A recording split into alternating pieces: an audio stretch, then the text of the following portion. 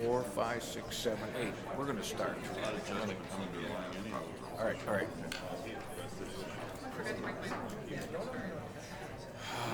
Somebody's gonna have to. Here, here. There's always an extra one at the desk.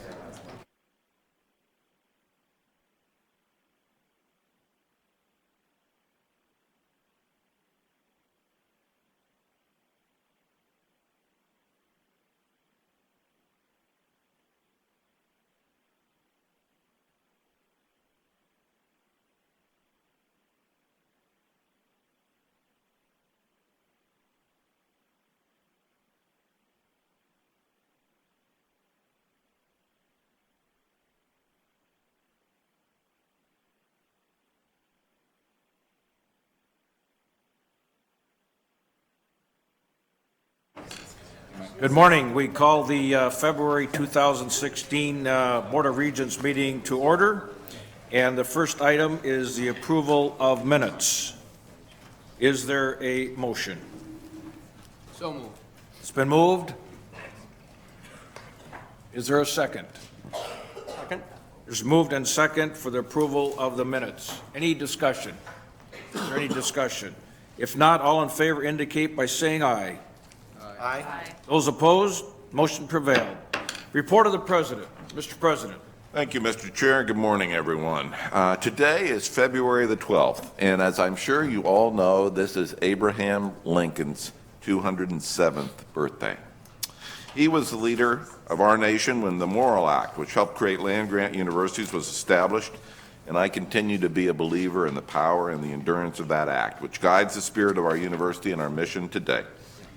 Land grants were established to offer America a bold promise and a hope that higher education would put opportunity within reach of everyone by providing accessible education for students of all backgrounds, creating an educated populace ready to make the most of the advances of the Industrial Revolution, and generating new knowledge for the improvement of our nation. Today, with the Morrill Act as our guide, we are a model 21st century land grant, committed to and successful at providing affordable and accessible world-class higher education, preparing our students to make the most of the advances, the technological and cultural explosions we're experiencing, and certainly through our research, creating and developing new knowledge, cures, treatment, and public policy. So I would reflect that Lincoln's birthday is an opportunity to pause and remember the foundations of our mission. I do believe that the Twin Cities Campus Strategic Plan, moving now into a new phase, is consistent with and true to President Lincoln's vision of what a land grant is and does in the 21st century. Next Tuesday, Provost Hanson will be conducting a campus conversation at Northrop, discussing the exciting details of what's now called Driving Tomorrow, our plan, and I hope you'll all consider attending. I know you've received the Grand Challenges Research Report this week, but I won't steal the Provost's thunder for next week's announcement. But as important as the recommended Grand Challenges research areas are, so is the inclusive and collaborative process that brought us to this point. Last winter, Provost Hanson charged a faculty-led team with the responsibility to advance a broad consultation with our community. The team included 9 Regents professors, 7 McKnight chairs, and other distinguished members of our faculty. The call for ideas went out, and 130 of them came back from more than 350 faculty members. 5 campus-wide forums were held, additional feedback was gathered, and I'm extremely proud of the process and thankful to Provost Hanson for bringing together our faculty. By the way, as you know, attracting and shaping and retaining field-shaping scholars is also a key to our excellence, and that's why I'm so happy that I learned earlier this week that Professors David Puy and Emmanuel de Tournay were named to the National Academy of Engineering, which is the highest honor an engineer can achieve. And congratulations to them and our College of Science and Engineering. David was elected as a U.S. member and Emmanuel as a foreign member of the National Academy. But again, there are only this year, I think, about 75 people elected nationwide. So to have 2 of them is quite a distinguishing element for our university. And there's much else to be proud of system-wide. At UMD, campus visits by prospective students were up more than 12% last year, which is a good sign, and students are already there and making a mark on the Northeast Minnesota economy. This spring, nearly 200 Lebowitz School of Business and Economics students will assist 28 businesses in the region on organizational management, accounting, marketing, while gaining experience. Chancellor Black is not here today with us, and the reason is he's going back to his theater roots. He's starring this weekend in UMD's production of All's Well That Ends Well, in his role, the King. In Rochester, just like their UMD counterparts, students are making a real difference in their community. Their community collaboratorium partnered recently with Med City Beat, an online news service, to create a comprehensive, in-depth report on the business, social, and regional impact of the destination medical center. At Crookston, preliminary enrollment data indicates that UMC has shown a significant increase in fall to spring retention, more than 90% of the first-year students returning for the spring semester. Meanwhile, construction of the Wellness Center, funded with our legislative partners, is on budget and on schedule and will open for new students arriving in the fall. Search for a new chancellor of the University of Minnesota at Morris is going full steam ahead. The search committee, led by Professor Pei Ing, is set to conduct confidential interviews with candidates in March. Our goal is to have a new chancellor in place by July 1, when Chancellor Johnson retires. Jackie Johnson, through her legacy, has left us with an extraordinary foundation to recruit her successor, and we look forward to celebrating her successes later this year. On the Twin Cities campus, our student athletes continue to shine in the classroom. Among our fall sports, 70 of them were named academic All Big Ten honorees, and our Gopher teams were 8th in the Learfield Directors Cup, which reflects the cumulative standings of all sports. I remind you the legislative session begins on March 8th, and one day later, Governor Dayton will deliver his State of the State speech here at the McNamara Alumni Center, when the entire legislature will convene, and we will be good hosts. Governor Dayton's bonding request, announced last month, is a good first step for us, and I will be seeking all of your advocacy as we move forward and reinforce our partnership with the state.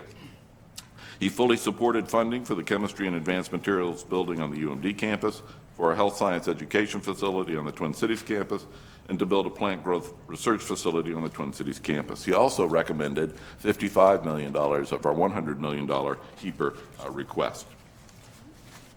43% of our buildings are more than 50 years old, so those critical HEAPR maintenance funds are essential for us to enable us to use those facilities to create students prepared for the 21st century.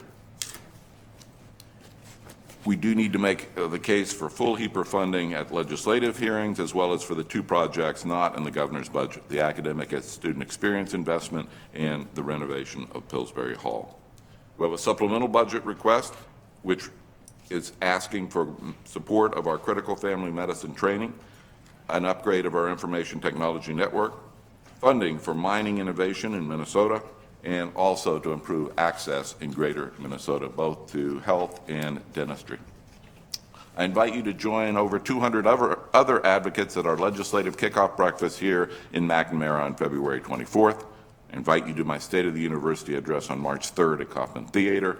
And finally, board staff will now distribute to you my mid-year progress report, which is a measurement of what I and my administration is doing to deliver on my 2015-16 work plan. And with that, Mr. Chair, I conclude my report.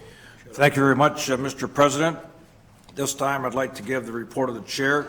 And prior to my formal remarks, I want to acknowledge that Regent Broad, I believe, is on the phone with us today. Regent Broad, are you there? I am, yes. Very good. Thank you for joining us. And if you have comment or wish to ask a question, please feel free to make your wishes known, okay? Thanks. On Wednesday, the board met for a brief winter retreat. We had a very productive day that included discussions on the board's 2015-16 priorities and a closed session on labor negotiation strategy. Prior to the retreat, Regent McMillan, our vice chair, and myself spoke with President Kaler about a check-in on performance, and he welcomed that opportunity. We held a closed session, and as required by statute, I will report our conclusions. The board believes that the President has made progress so far this year on key board priorities such as mHealth, the Twin Cities Strategic Plan's Grand Challenges curriculum, and a multi-year enrollment management strategy. He also has opportunities to align and harmonize various strategic planning efforts, ensure that his team is structured to maximize effectiveness, and focus more senior leader time and attention on advancing board priorities. Speaking of advancing board priorities, later in today's meeting, we'll review a resolution to establish principles and objectives to govern campus enrollment strategies and tuition philosophy over the next 5 years. This was informed by 2 recent board work sessions as well as previous conversations with Academic and Student Affairs Committee, and yesterday's board held a work session discussing another of our priorities, long-term development in 2 key areas: the southeast and east gateways to the Twin Cities campus. Last night, we had a chance to walk through the new mHealth Clinics and Surgery Center, an important step forward in strengthening the mHealth partnership and raising the profile of the university's academic health sciences. We look forward to continued progress on these priorities throughout the second half of the year. As you know, the board approved a letter of intent related to mHealth in October of 2015, and Regent Simmons has been serving as the board's primary liaison on this matter. I would like her at this time to provide a brief update. Regent Simmons, please. Thank you, Chair Johnson. Colleagues, I'm pleased to report to you from the board-appointed work group that consists of myself leading the group, Regent McMillan, and former Regent Mr. John Frobenius. I'd like to articulate again in front of us the objectives we have in going forward with this concept we're currently calling mHealth. And that is, we want to achieve 2 intertwined, mutually dependent objectives. One is to improve, sustain the quality of the medical school. We care deeply about the mission of the medical school in this university, in this state, and we want it to be even better than it is. The second is to improve the quality and the value of the medical practice in which we're engaged. One is essential for the other. These objectives, we believe, can best be met through an integration that puts physicians and hospital, academic physicians, academic medicine, all together, making decisions, working together to achieve quality and progress. The work that's behind the scenes and critically, absolutely essential to make this all occur is going on. And as Regent Johnson said, this is a top Board of Regents priority. It is a top university priority. So great energy is being put into this effort.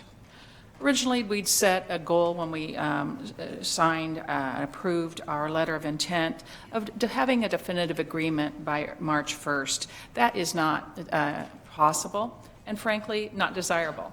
Our plan, our desire, of course, is to have the right agreement approved, and we're not ready yet. So we want to have this all completed in order to implement by July 1st. So between now and then, we plan to have the right agreement before us.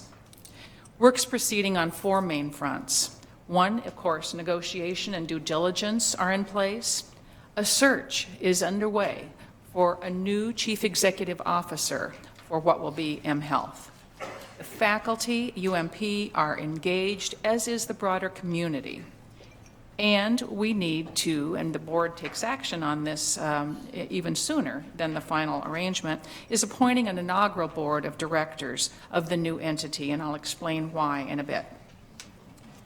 This board has emphasized critical priorities for this to be a successful and acceptable integration. One is there must be the hiring of a new qualified chief executive officer. There must be true physician leadership and academic physician leadership throughout the organization. There must be insurance of adequate, sustained operating funding to support the medical school and its mission. There must be maintenance of an employment home for the faculty physicians to ensure that they have sufficient influence and control to exercise the appropriate mission of the medical school, and to ensure fidelity to Board of Regents policies regarding our faculty and faculty practice. And we must, as servants of the people, ensure good protection and advancement of the university's name and brand. I'll comment first about the status of the negotiations and due diligence. The University of Minnesota and Fairview leaders meet very often to discuss topics that are critically important that will lead to the appropriate language for the definitive agreements. Financial and legal due diligence are in progress. And we've retained Deloitte for really carrying forward the financial due diligence.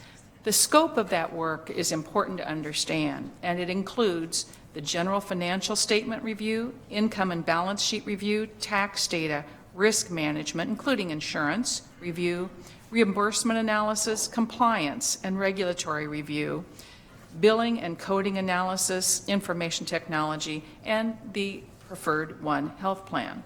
Regent Beeson and I like to argue about whether banking or healthcare is more regulated, and maybe this due diligence will finally answer that question. The university and Fairview have retained the consulting firm of ECG, and it's a nationally recognized firm on community and academic health system integration, to assist with this integration.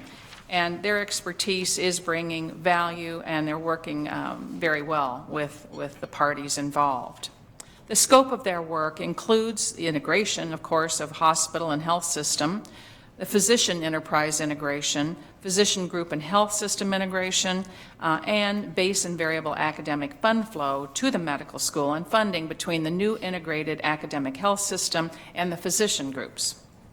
On the legal side, the university is working with University of Minnesota Physicians firm that they've retained of Gray Plant and Moody, as well as with Friedman Foraid, a firm specializing in healthcare law.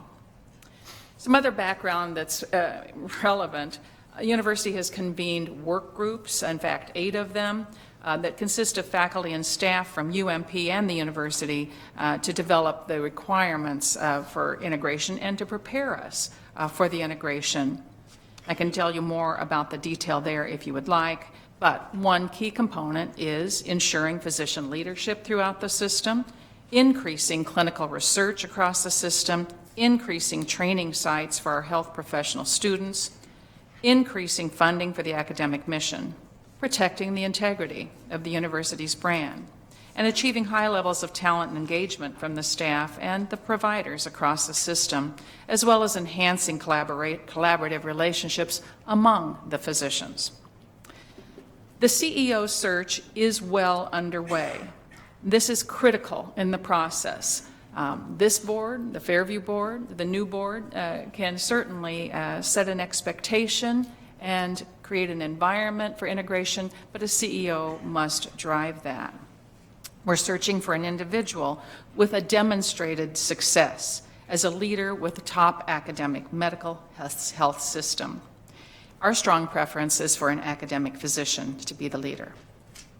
The university has appointed half of the members of the search committee, including Dean Jackson, who's co-chair, and Vice President Fitzenreiter. The search committee interviewed 5 candidates this month and expects to bring another 4 to 6 candidates available for interviews later this month. So we've interviewed 5, we expect another about 5. Then the semifinalists will likely be interviewed in the March timeframe, and finalists named thereafter.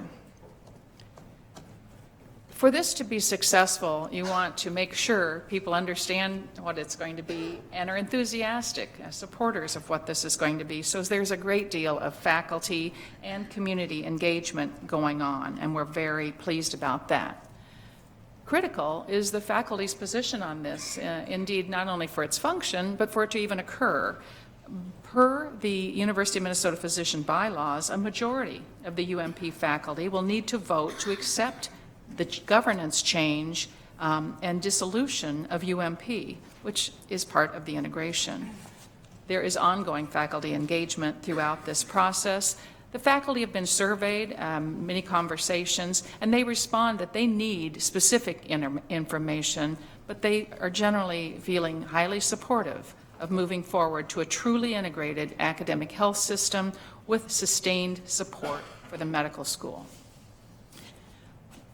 Other relevant things to be whereof is within the university, so much is going on, and UMP, our faculty and our medical school leadership are in regular communications and discussions to do this right. This board will be asked before long to appoint a new board of directors for mHealth. And we need to do this sooner rather than later because we would like for that new board to approve and hire the new CEO. And this process of defining what that board would be is underway. The new board will have 14 members, half appointed by the Board of Regents and half appointed by Fairview. But in order for us to take action to hire a CEO before the final agreements may have been realized, we're identifying a group of 6, 3 appointees by this board, 3 appointees by Fairview, who we will ask this board to delegate authority to hire the new CEO. We're thinking of this as sort of a nucleus board that would be the core of the ongoing board to be appointed of the full 14. Mr. Chair, that concludes my report on behalf of the work group, and I thank the board deeply for making this a high priority, for engaging in helping us really shape our thoughts in the work group and have the opportunity to participate, assist the university and Fairview in creating this integration. Mr. Chair. Regent Simmons, thank you. Before we announce the appointments of the 3 members of the Nucleus Board, let me, on behalf of this board, the university, and the people of this state, thank you for your efforts, your dedication, and countless hours, along with Regent McMillan and former Regent John Fabinius, representing our best interest in what we know is our #1 priority of this board. That is the mHealth. So we thank you. With regard to the Nucleus Board to select a new CEO of the University of Minnesota Health, the board is ready and prepared today to announce the appointees. The 3 appointees are Dr. Brooks Jackson, Vice President of Health Sciences and Dean of the Medical School. Secondly, Dr. Ken Roaring, Carlson School Professor Emeritus and UMP Board Member.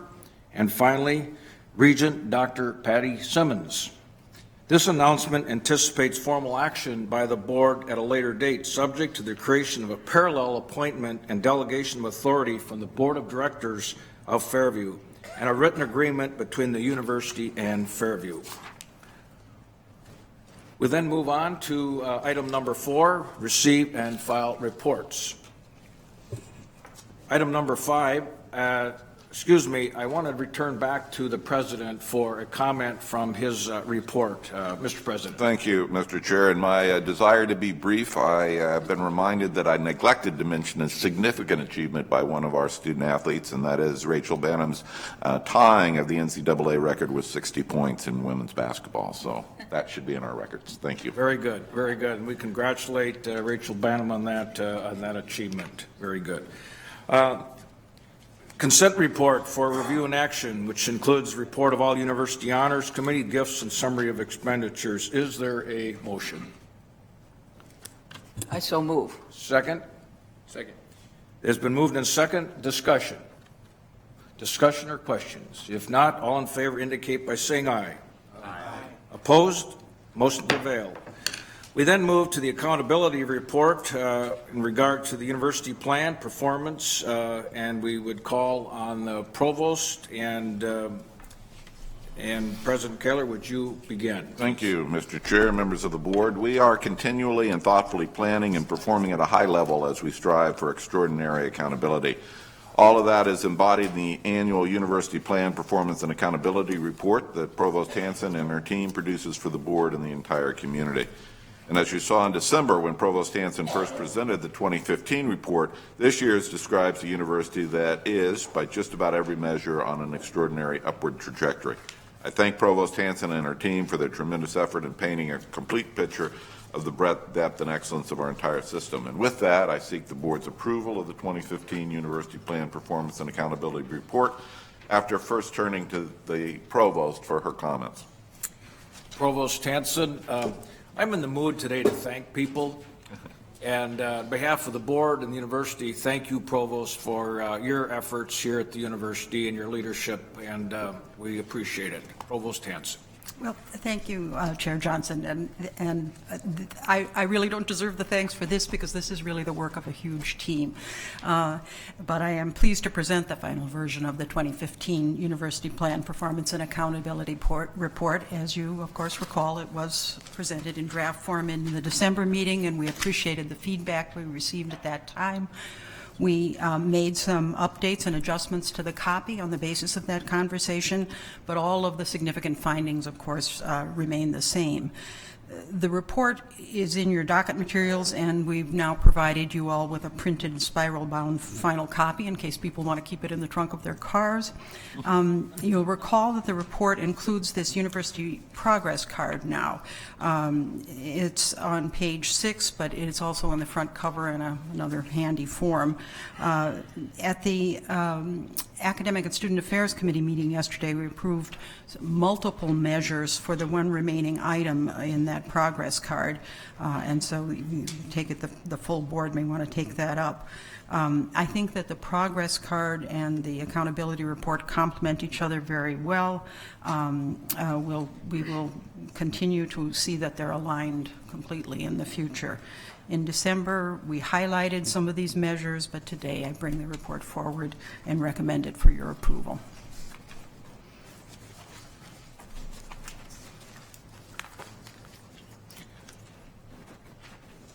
Questions, comments from the board? Any comments or questions? Regent Omari, please. Thank you, Chair. Thank you, Provost Hanson. I probably say this every year, but I was in an office a few years ago before being a regent and watching from afar this report being put together. And every year, I don't know if everybody does, but I actually read it. It's very insightful, system-wide, includes a plethora of information. And so thank you for the work and for putting this together. That's all I got. Further comments or questions to the provost? Regent Anderson, please. I also took the time to read it. I actually couldn't put it down when I first saw it online and started reading it. It's my first experience with it. And I would just, I see there's copies over there. Anybody that wants to know a lot about the University of Minnesota and it's our sister campuses should pick one up on their way out because it's fascinating. A lot of great information in it, and it'll help me do my job here. Thank you. Thank you. Thank you, Regent Anderson. Regent Devine? Yep. I would again like to reiterate, I know this is kind of this is an ongoing regular function, but the job that you did putting this together and the amount of time and effort I know that goes into this each year and putting this together needs to be recognized as such. I again, as I've said in years past, hope that we continue to reiterate to our friends at the other end of University Avenue the fine work that we're doing, and more that we can tell that story. I think it helps to broaden the understanding of what we're doing in our land grant mission here at the University of Minnesota. Also, I just want to mention, just as an anecdotal footnote in the presentation you gave yesterday, which I was not able to sit through because of my other committee responsibilities, the fact that we're doing the advising drops down to a lot of other items that are not touched in this report, but your comprehensive work that you did on advising and the task force and the work that's been done this last year is very notable, and I think it's much appreciated by many members of the board here, and I want to make special note of that today. Thank you. Further comments? If not, would seek a motion. So moved. It's been moved and seconded, the motion to accept the accountability report. Any further discussion? If not, all in favor indicate by saying aye. Aye. Those opposed, motion prevailed. Thank you very much. We move then to the resolution on enrollment principles and tuition aid philosophy. We would call on Dr. McMaster to come forward, and President Carroll, please. Thank you, Mr. Chair. The purpose of this item is to review a resolution to affirm the values and principles related to undergraduate enrollment, tuition, and financial aid. The resolution corresponds with the undergraduate enrollment plan, which is in your docket for the Twin Cities campus. We'll be asking our system campuses to produce similar reports, and they'll be coming to you in the months ahead. This resolution is a product of discussions at 2 board work sessions in October and December of 2015 and a series of other conversations in various committees over the past 2 years. As discussed at the December 2015 work session, a strong relationship between our strategies for enrollment management, financial aid, and tuition is essential for success in recruiting, enrolling, retaining, and importantly, graduating the very best students. This resolution reflects institutional goals and priorities, including attracting the best and brightest students from the state of Minnesota, maintaining financial access and affordability, maintaining a diverse student body, and maintaining strong need-based and merit-based financial aid programs, keeping resident tuition and fee rates as low as possible without sacrificing the financial flexibility we need to fulfill our mission and maintain excellence, and finally, to ensure a high-quality student experience. Regarding today's presentation, I have a few overarching and guiding principles related to enrollment, tuition, and financial aid. One is that if we raise tuition, we must increase our investment in our UPromise scholarships. 2, that we should be at the midpoint of the Big Ten in tuition fees for out-of-state students. 3, that our tuition planning must reflect market realities and enrollment trends, and on an annual basis, we must examine the impact of our tuition strategy on enrollment and be poised to adjust if needed. And 4, we must ensure diversity in all forms in our student body. With that, I'll turn it over to Provost Hanson and Vice Provost McMaster, please. Provost and Dr. McMaster, please. Thank you, Chair Johnson. As the President just reiterated, we bring this to you for review. The proposals that we're making here are ones that were informed by the work sessions earlier this academic year. And the aims we have are the ones that we heard you endorsing.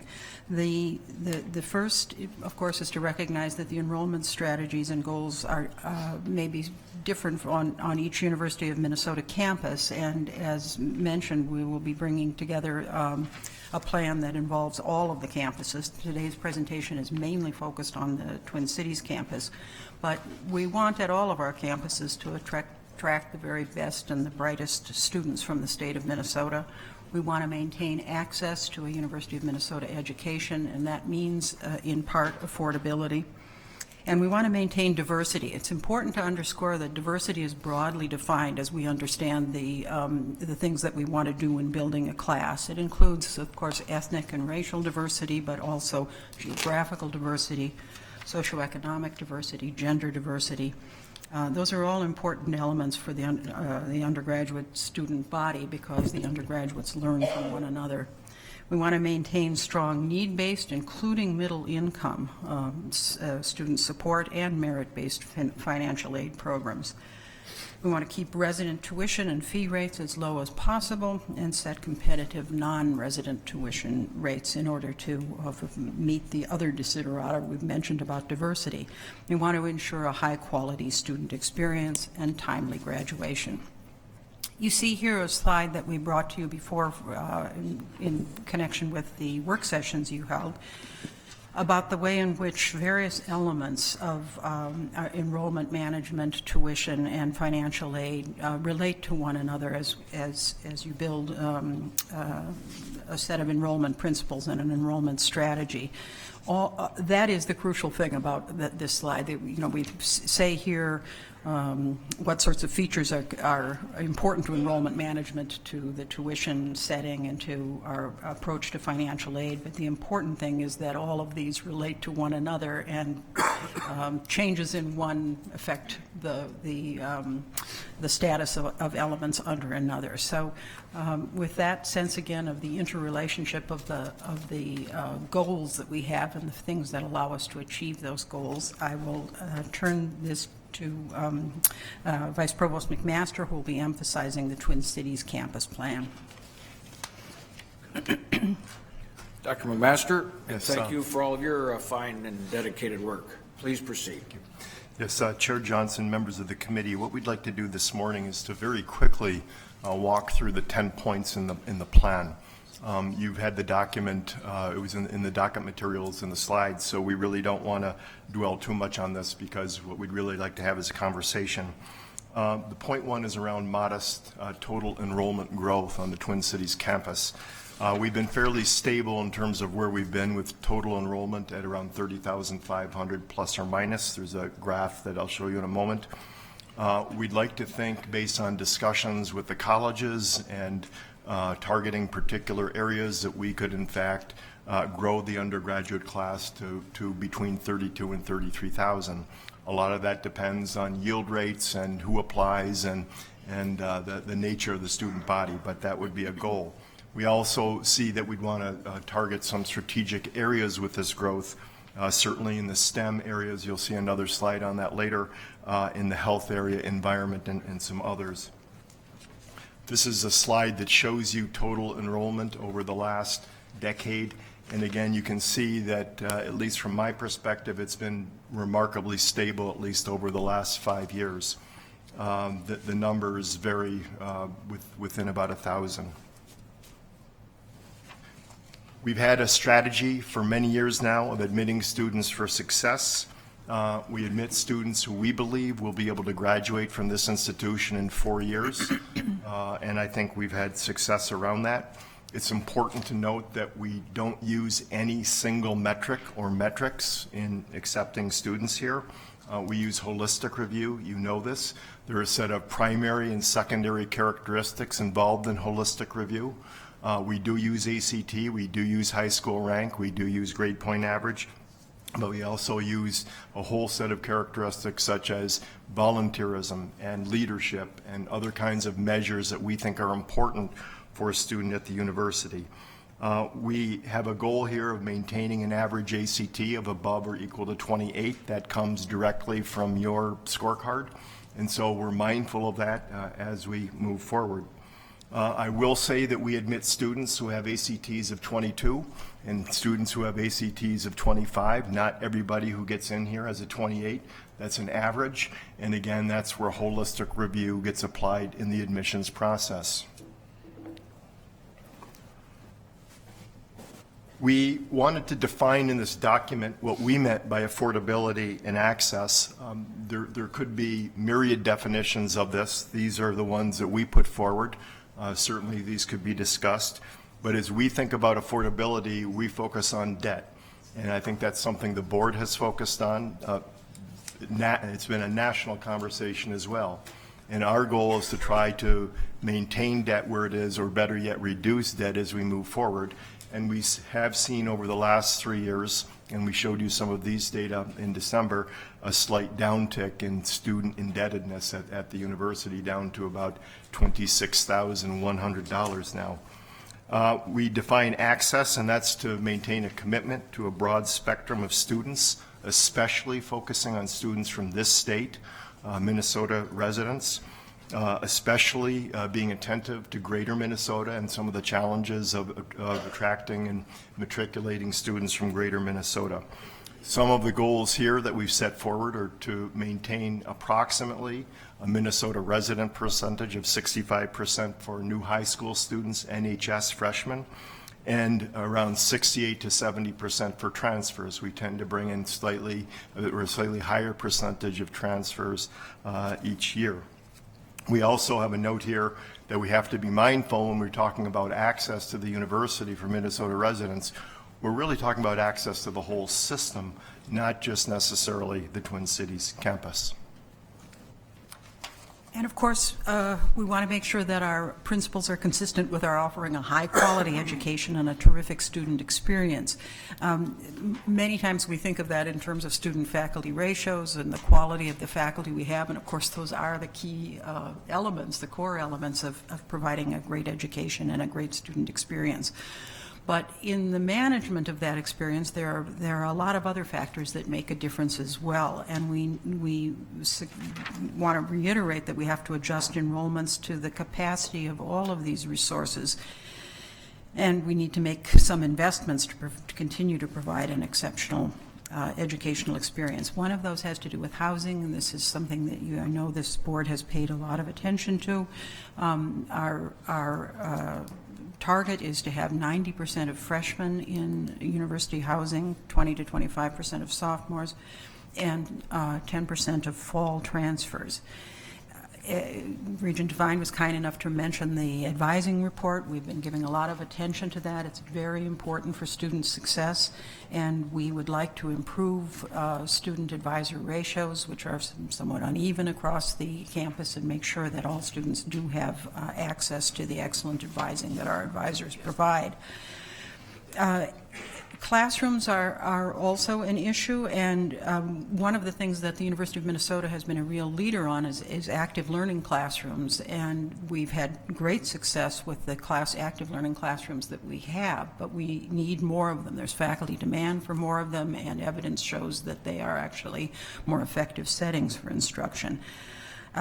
There are particular pinch points that we need to manage. So many majors from a variety of different colleges require chemistry classes. We need additional chemistry labs and instructional staff in order to make sure that students can proceed on their degree programs in a timely fashion. And because students come into a very rich educational environment, they are sometimes crossing colleges in the course of their maturation as students. We need additional investments in academic support, additional tutors. And the other thing that it's important to mention here is that in addition to the richness of the campus, the co-curricular activities are an important part of a student's undergraduate education, both on campus and into the community, and that's consistent with the strategic plan for the Twin Cities campus.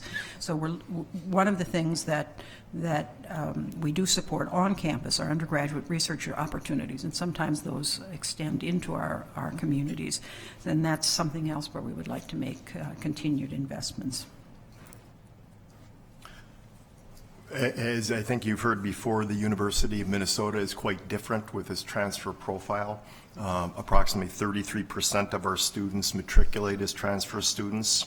Many of our peers are more along the lines of 10%, 20%. We're proud of that. We think that's a good strategy for the university, but we want to make sure that we maintain our pipelines for transfer students. We're mindful of transfer student success.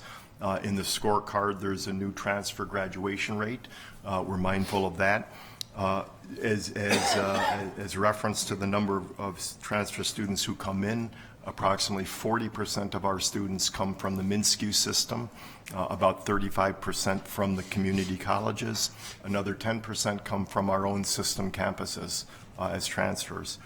We want to make sure that we enhance orientation, access to the curriculum, access to housing. It's a place where we haven't been as attentive as we should be, and I think we've documented some of the activities here. We've mentioned that we value in building the classes ethnic, social, economic, and geographic diversity. It's very important to the student experience. We want students to learn to live in a diverse nation and world. And it's also important for the university because of the changing demographics of our own state, rapidly changing. We talk about maintaining a national and global presence with about 14% national students coming from non-resident, non-reciprocity states, and 6% or so international students. And our undergraduates do consistently comment on the value to them of meeting other folks at this institution, the way in which it enhances their education. And we want to attract and retain and graduate students from a variety of cultural backgrounds and have them interact with one another. And as I say, there's a state imperative that is also relevant to this, even in connection with the educational ideals we might talk about, and that is that there's increasing diversity in Minnesota schools, and it's important that we are attentive to that in our recruitment and admissions practices. This seems pretty obvious, but it's part of the plan anyway. We want to continue to improve our graduation rates in all categories. You can see the numbers here. Again, most of these are out of the scorecard, so I don't need to dwell on them. I do want to comment that we have to be particularly attentive in improving retention and graduation rates with students of color, Pell-eligible students and first-generation students. It's a place where we're not doing as well as we should do. We're attentive to it, but that really is part of this plan as well, or this part of the plan. And this simply shows the graph of our 4-year and 6-year graduation rates over the last decade. In addition to these various ideals about building a class, we'll have to talk about the revenues as well. We need to adjust enrollment levels in various ways and tuition rates in order to provide the revenues that are an important part of the financial base of the institution and its ongoing activities. Of course, this board reviews on an annual basis resident tuition rates, non-resident tuition rates, and then the fees and the housing rates that are charged our students, that all of those things together making up the total cost of attendance. We, of course, operate in a complex setting in order to kind of project what rates are needed in order to provide the revenues necessary for the university.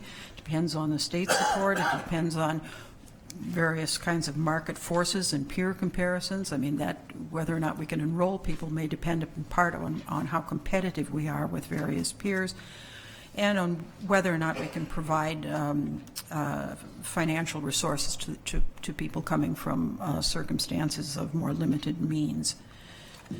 So, the plan suggests that non-resident, non-reciprocity tuition is increased by $3,200 per year over the next 4 years.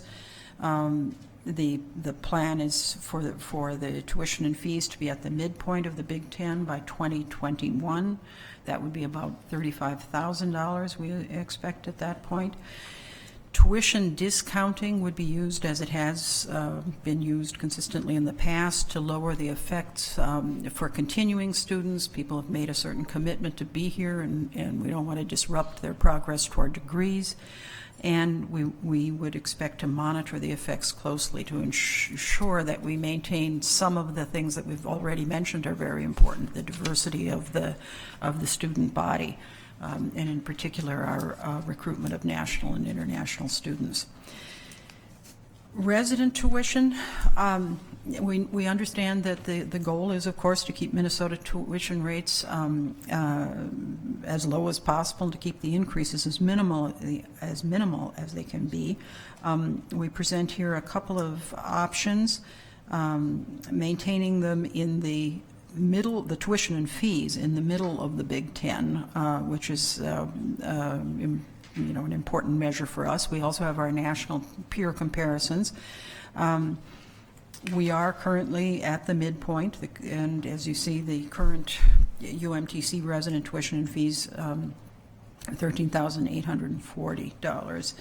The other option is to think in terms of a inflation-adjusted net price, keeping that again in the middle of the Big Ten and the other national comparison groups that we look at when we think about who our competitors are. We are close to the midpoint right now. The net price for a resident is $15,589. Here you see a graph showing the way in which we're kind of at the midpoint. This is the net price for new freshmen receiving grant or scholarship aid and paying in-state tuition. That graph includes both the so-called Big Ten and the kind of benchmark comparison group that we use as we think of comparable institutions. To finish up the plan, there are two more pieces. One is to continue our need-based and merit-based aid programs. Of course, to attract the most talented students, those that have many choices, we have to have a strong merit aid program.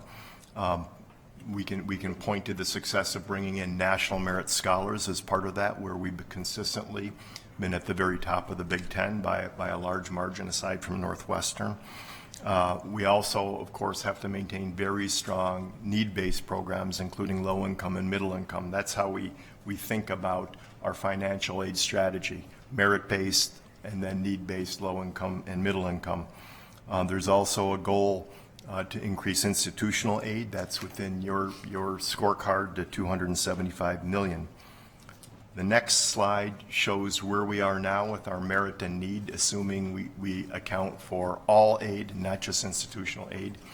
This is a graph that we showed you in December, and it basically demonstrates that if you look at all the financial aid that flows through our university, that Twin Cities campus, about 36% is allocated for merit-based purposes, realizing these are not exact categories. It is often very difficult to separate a given number to either merit or need, and it's often both. And then 64% is allocated for need.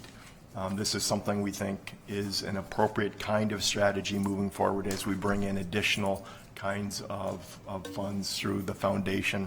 Of course, we're also beholden to the Minnesota State Grant Program, what happens there, the Pell Program, and what happens there. Finally, we want to be attentive to workforce needs in this plan. We certainly know we've been on a path to enhance the number of STEM graduates and STEM students coming in. We actually have a legislative metric around that we're bound to. In terms of some modeling we've done, we think in terms of the primary STEM categories, and in the actual docket material, I listed what the actual STEM categories are, or STEM disciplines. A goal of ours in the next 6 years or so is to increase the number of graduates from 3,300 to 3,600. And the last slide shows that as we get on the light rail, we're heading in the right direction, we think. Very good. Thank you very much, Provost Dr. McMaster. Time for questions, comments, and discussions. Regent Beeson. Regent Simmons may have. She beat Oh. me in a second. Regent Simmons. Thank you for the presentation. While I do find the comparison of our in-state versus other in-state peer institutions tuition of interest, it doesn't really tell us what the family uses for comparison. Minnesota family isn't going to say, I wonder what our tuition's like compared to Michigan's in-state tuition. They're looking at where our tuition is like compared to Michigan's outstate tuition. So I do wonder a little bit about what the market, that is our prospective student families, would be considering when they compare their opportunities. I know it's more complex than what's the tuition, it's what would the cost be.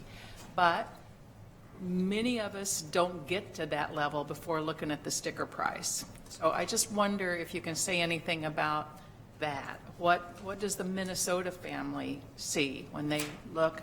What does an outstate family see when they look at Minnesota compared to competitive institutions? Want to take it? Dr. McMaster? Yes. Chair Johnson, Regent Simmons, that's a tough one because a lot of that information comes anecdotally to us from families. But right now, what we know in terms of non-residents, we're perceived as a great value because of where we sit with our non-resident tuition. It's one of the reasons, and I think you've heard this several times, that we've been able to build the pipelines from Illinois and more recently California and other places.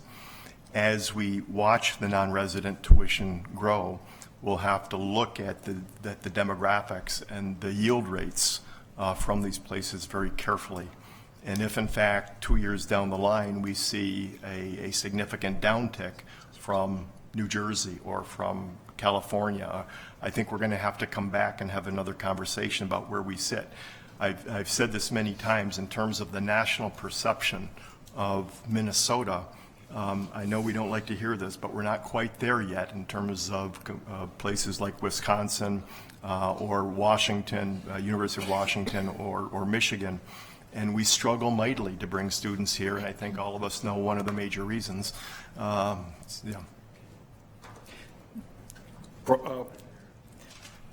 I just Provost? wanted to thank you, Chair Johnson and Regent Simmons. I just wanted to add something to underscore what Bob has said, and that is that we've of course gotten out to message to continuing out-of-state students that the tuition would be going up, and since they were hearing about these discussions, they were also very alarmed about the extent to which their own progress would be disturbed, and we wanted to assure them that it wouldn't. But we did receive a lot of comments from them about what had been involved in their choice. Regent Simmons? Thank you. Thank you. I think what you've both just said is so important, and I appreciate it. We don't want to just push that outstate tuition to the point where we lose one of our objectives, and that is having this diverse student body that includes people coming into Minnesota, some of whom will stay. So looking at those two factors, what are the students saying, is valuable, and watching carefully as we raise outstate tuition, any effect it might have. So I appreciate it. Thank you. Regent Beeson? Thank you, Mr. Chair. Thank you, presenters. This is really a good start to this conversation. It's foundational to a lot of other assumptions that we make related to housing and money, and that's an issue I want to talk about. But before I do that, there's a couple of underrepresented markets that I think we need to focus on in the plan and talk about doing heavier recruitment for. That's the urban student, and that's the rural student, and it's also the highly prepared private school student who leaves the state of Minnesota. So we cannot assume that all those students need to leave. We shouldn't assume that we can't push up that in-state Minnesota percent of our freshman class. So I'd like to see a little greater effort around. We spend a lot on recruiting in athletics and elsewhere. We should spend as much as we need to create the kind of class that's representative of our state and moving demographics. Second issue is that the plan isn't. The goals of the plan have costs. The costs are sort of unfunded liabilities at this point. And I think the language in here about tying tuition increase to cost of living we're going to find that to be too restrictive. And I would propose substituting that for language that has to do with a value proposition. We're not the low-cost provider. And unless the legislature can see its way to increasing our money, our funding, I think to do everything we want to do in here and more as we go around the table, there may be more conversations about other add-ons that people want to see that aren't in here. They're all going to cost money, and these are new expenses, and they're going to largely have to go, be funded through tuition unless we can find external dollars. So I would give ourselves some room in the finance section of this, unless we have a financing plan that goes in at the same time. Thank you. Thank you. Regent Devine? Thank you, Chairman. First of all, I would like to thank you, you and the Provost, Bob, for the work that you've put into this. I know there's a significant amount of effort that's gone in to put this report together today to share with us the directions and the feeling about what you're presenting to us for consideration and thought. I also want to make note to my fellow colleagues here on the board that if we look at number 3 of our region priorities, which we've spent time on this week and we've spent a lot of time on these last 6 months, this is a major significant issue that we're taking, check the box, that we're moving ahead on our board priorities here, which is a very important thing also to make note of, and we appreciate your help in helping us accomplish that. Very quickly, the focus on student debt is a high priority also for the board, and the fact that you've addressed that and you're continuing to look at that, I think, is an important component. The themes that we've got that are emerging out of this, it also helps us very significantly tackle these other issues, as Regent Beeson noticed, in housing, advising, classroom facilities, decisions about expansion of spaces that we're going to need as we increase. And this direction also gives us the building blocks to be able to make decisions which are important. So all this aggregates together, which is, I think, very important to note for those that are listening this afternoon or this morning here. Another issue that you touched on that's been important to me is the whole issue of transfers. When you mentioned that 33% of our student population comes from transfers, the attention to them in the orientation process, how they're housed, how we're advising them, and the focus on that, I think, is very, very important here in terms of what we're doing. And I I think that that's, again, a direction setter for us in terms of how we allocate resources in the various areas as it relates to that. And then the concept of the tuition discounting for continuing students and the focus on four-year graduation. Very high priority of the board, of our predecessors, of most of us sitting here, was the focus on four-year graduation. I, of course, as you both know, really advocate for a higher four-year graduation rate than what we currently have. We're positioned on that, and again, all these building blocks are moving us towards that. The concept, which I don't know much about in terms of the tuition discounting for continuing students or whatever those incentive models are, we have the 13 credit piece, but the point is that we're focusing on that, and at the end result, that's going to help us improve that. The last area that it's maybe a question, it's a statement and a question that relates to the cost of attendance is obviously very important, and the graphs and the numbers that we have that relate to that. I know we've begun work, President Kaler's begun work on the whole issue of the student fees, and we're starting to try to understand what is the student fee situation. I know that we spent time talking, how do we compare the student fees on our inter-campus basis of other, of the other schools, the other University of Minnesota schools. And right now, it's very hard to compare fees from one school to the other school. And the fees thing, which the student affairs and the people that are involved in that, that's a very, very important element of this, because it is a fairly significant component of what the total cost of attendance is. And that work that President Kaler has begun on that, I want to reiterate, is also very important. Even though we haven't put a lot of attention on it, it's an important component that we're at the very start of. And you might mention or might comment on that element of it, if you would. Provost? Thank you, Chair Johnson and Regent Devine. I absolutely agree. I mean, I think that this is an important initiative now, and we're trying to be pretty rigorous in the approach to finding ways to lower those fees. I mean, we do have a sense that that's a burden on many of our students, and what we're trying to be cautious about is making sure that we don't lose the things that come from the support by those fees, but I still think there's a lot of that we can cut there, and someone from our budget office is directly involved in those discussions. I do understand the political sensitivity of getting into that area, but also the reprioritization as it relates to what you're putting forth today, as it relates to the impact on what the student fees elements of all of this are part of the process. So thank you for your very, very fine work. Before I call on Regent Anderson, Regent Broad, did you have any comments or questions at this time?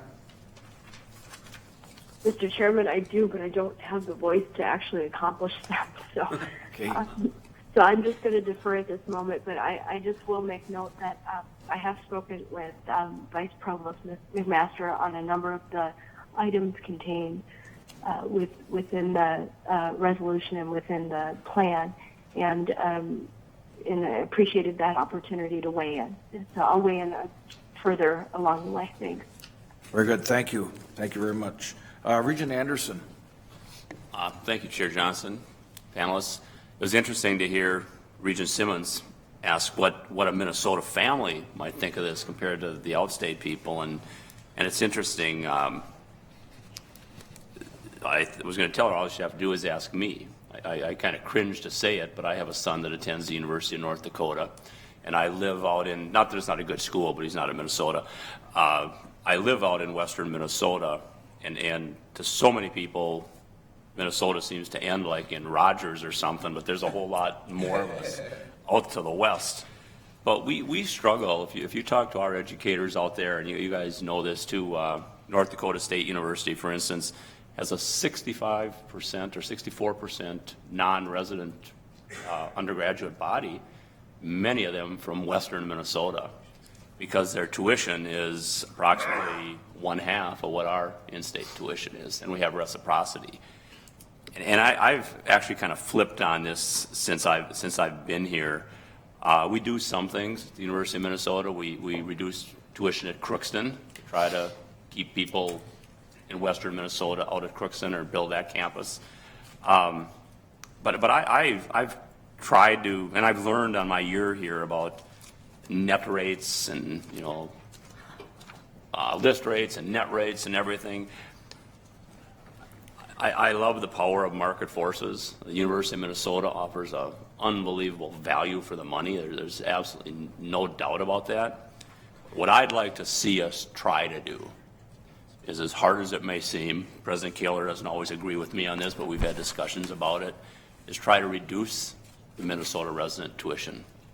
And I'd like to see us modestly increase, maybe it's more than modestly, but modestly increase the outstate tuition, net tuition, still keeping us 11th or 12th in the Big Ten. I think Nebraska will always be under us, but I think the net rate tuition, I think we can get to a point.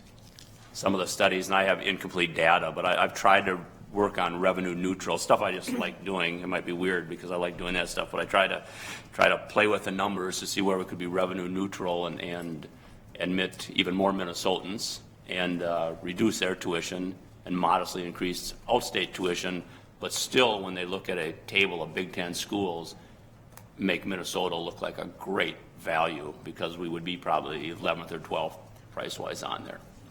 That's my point. Thank you. Thank you. Regent Cohen. Thank you, Chair Johnson. First of all, thanks for all the hard work and the great report, and it comes very, very close, for the most part, to my view of where it should be. However, there are a couple places, and one of which, and following Regent Anderson, one of which I think I agree with him a lot, and one where I disagree some. I feel strongly that our national and international students are so important to the experience that our students get, and I know there are people on the board who don't think that's as important, but and I also like that we're at 2/3 at least, or maybe close to 70% Minnesota students. I think that's very important. So I don't know if there's any way of sort of if we have fewer reciprocity students, so we increase the national and international students. I don't want to diminish the number of Minnesota students, but I'd like to increase the number of sort of national and international.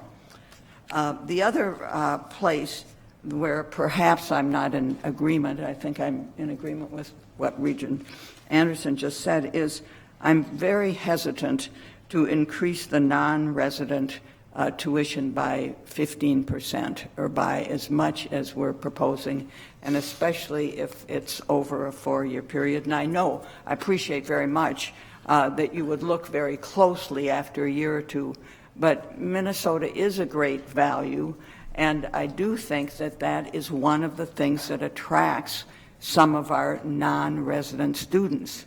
And I do think that we need to raise that. Clearly, we need to raise the non-resident tuition, but I'm hesitant to do it in as much as we're proposing. And my last is a question. I think it's slide 8 or point 8, if we could go back to that, that the net, yes, it was that graph that you just had on the screen. There it is. The 15,589 represents the net cost of attendance, including the people who are paying full fare, or just, I'm not quite sure what that 15,589 represents. Yes, Chair Johnson, Regent Cohen, what that represents is the cost of attendance minus gift aid for those students who receive aid. And so it's a bit nuanced in terms of the category. It's similar in some ways to the indebtedness number we use, indebtedness for the students who borrow, which is in many ways not a great number. It's the same thing here. It's for students who receive gift aid. Right. And this is a standard national metric that's applied. Really? And that's why we're able to get these data from our peers. So it represents one of these metrics that we can actually see how we're doing compared to this particular peer group. Okay. So it doesn't really represent an average cost of attendance because we're not taking into consideration all the students who are not receiving aid. Is that correct? Right. All right. I just wanted that clarification. All right. Thank you again. Regent Hsu. Thank you, Mr. Chair. Provost, Vice Provost, thank you very much for the report. I think I do believe we're moving in the right direction. But I think our focus on value should be focused on Minnesota students. It is not our job to create value for out-of-state students. And I think in terms of tuition and debt, the best debt reduction strategy is debt avoidance, and the best way to avoid debt is to reduce the tuition. And I believe that we have an opportunity and should focus on trying to not only, I mean, I think in your presentation you say keep up with the HEPI inflation index, but I think our intent should be to try to actually reduce resident tuition. And how it affects out-of-state tuition, you know, I can't tell you right now. Obviously, we have a strategy for increasing that. Our state is still very generous to us. I think we've all received information showing how generous our state is on a per-student basis. In fact, you know, I've said it before, we are more than double some of our peers, including our aspirational peers. In this word, time to catch your breath. Thanks, Rick. I think we also should consider. Regent Shu, you complained in a presentation yesterday there was not appropriate music. But I didn't assign Regent Beeson to provide my soundtrack. Would you like the Minnesota Rouser to be played at this time, or? Yes, please, cue music. I also think it's important for us to consider going test optional. There's just way too much emphasis on ACT, not only here but elsewhere, and I think that it makes it difficult for us to accomplish some of our missions in terms of maybe getting more outstate Minnesota people in here, urban students, and I think it's really just a red herring the way that the average ACT is calculated, because it's calculated only on new freshman students. It's not, we don't calculate an ACT based on our entire student body, including transfer students. So I think it's, you know, it's a very interesting way to look at the student body, because we don't include all the students when we calculate that, and I don't think it's necessary. I think we have a pretty high number. We've achieved it. There are a lot of schools, more elite schools than us, that are going test optional. I think we ought to look at that. Also, the total cost of attendance is something we need to focus on. I'm not sure how we get our number, but I'm a little bit concerned that our total cost of attendance may be not including this is a question you can answer for me, I hope, but the difference between someone living on campus versus off campus. We do know that the rent off campus is potentially, you know, higher, and I don't know, maybe you eat less when you're off campus. I'm not sure how it works, but I think that's a concern that we need to look at. And in terms of the sticker price, I think, you know, the sticker price is something that can go up I'm actually comfortable with the numbers that have been presented. I think it could go up even more because I think we could use tuition discounting and waivers to actually make the total cost of attendance lower for those people. So thank you. I'm going to have you wait with your responses, okay? We're cognizant of the time here, and we got 3-4 more regents who wish to comment. Regent Lucas. Thank you, Chair Johnson. Danger of talking so late in the queue is you don't want to say what's already been said. So let me just say that I listened to every word of what Regent Beeson said, and I agree with every word. And I listened to Linda Cohen, and I agree with much of what she said.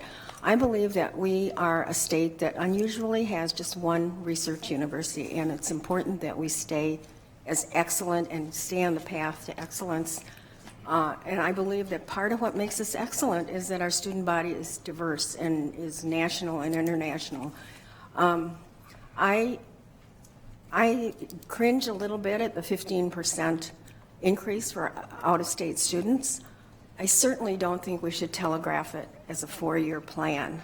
That sounds very scary to me if they're looking at sticker price. So I think that's something we should look at, and we should monitor carefully what happens when we raise the price.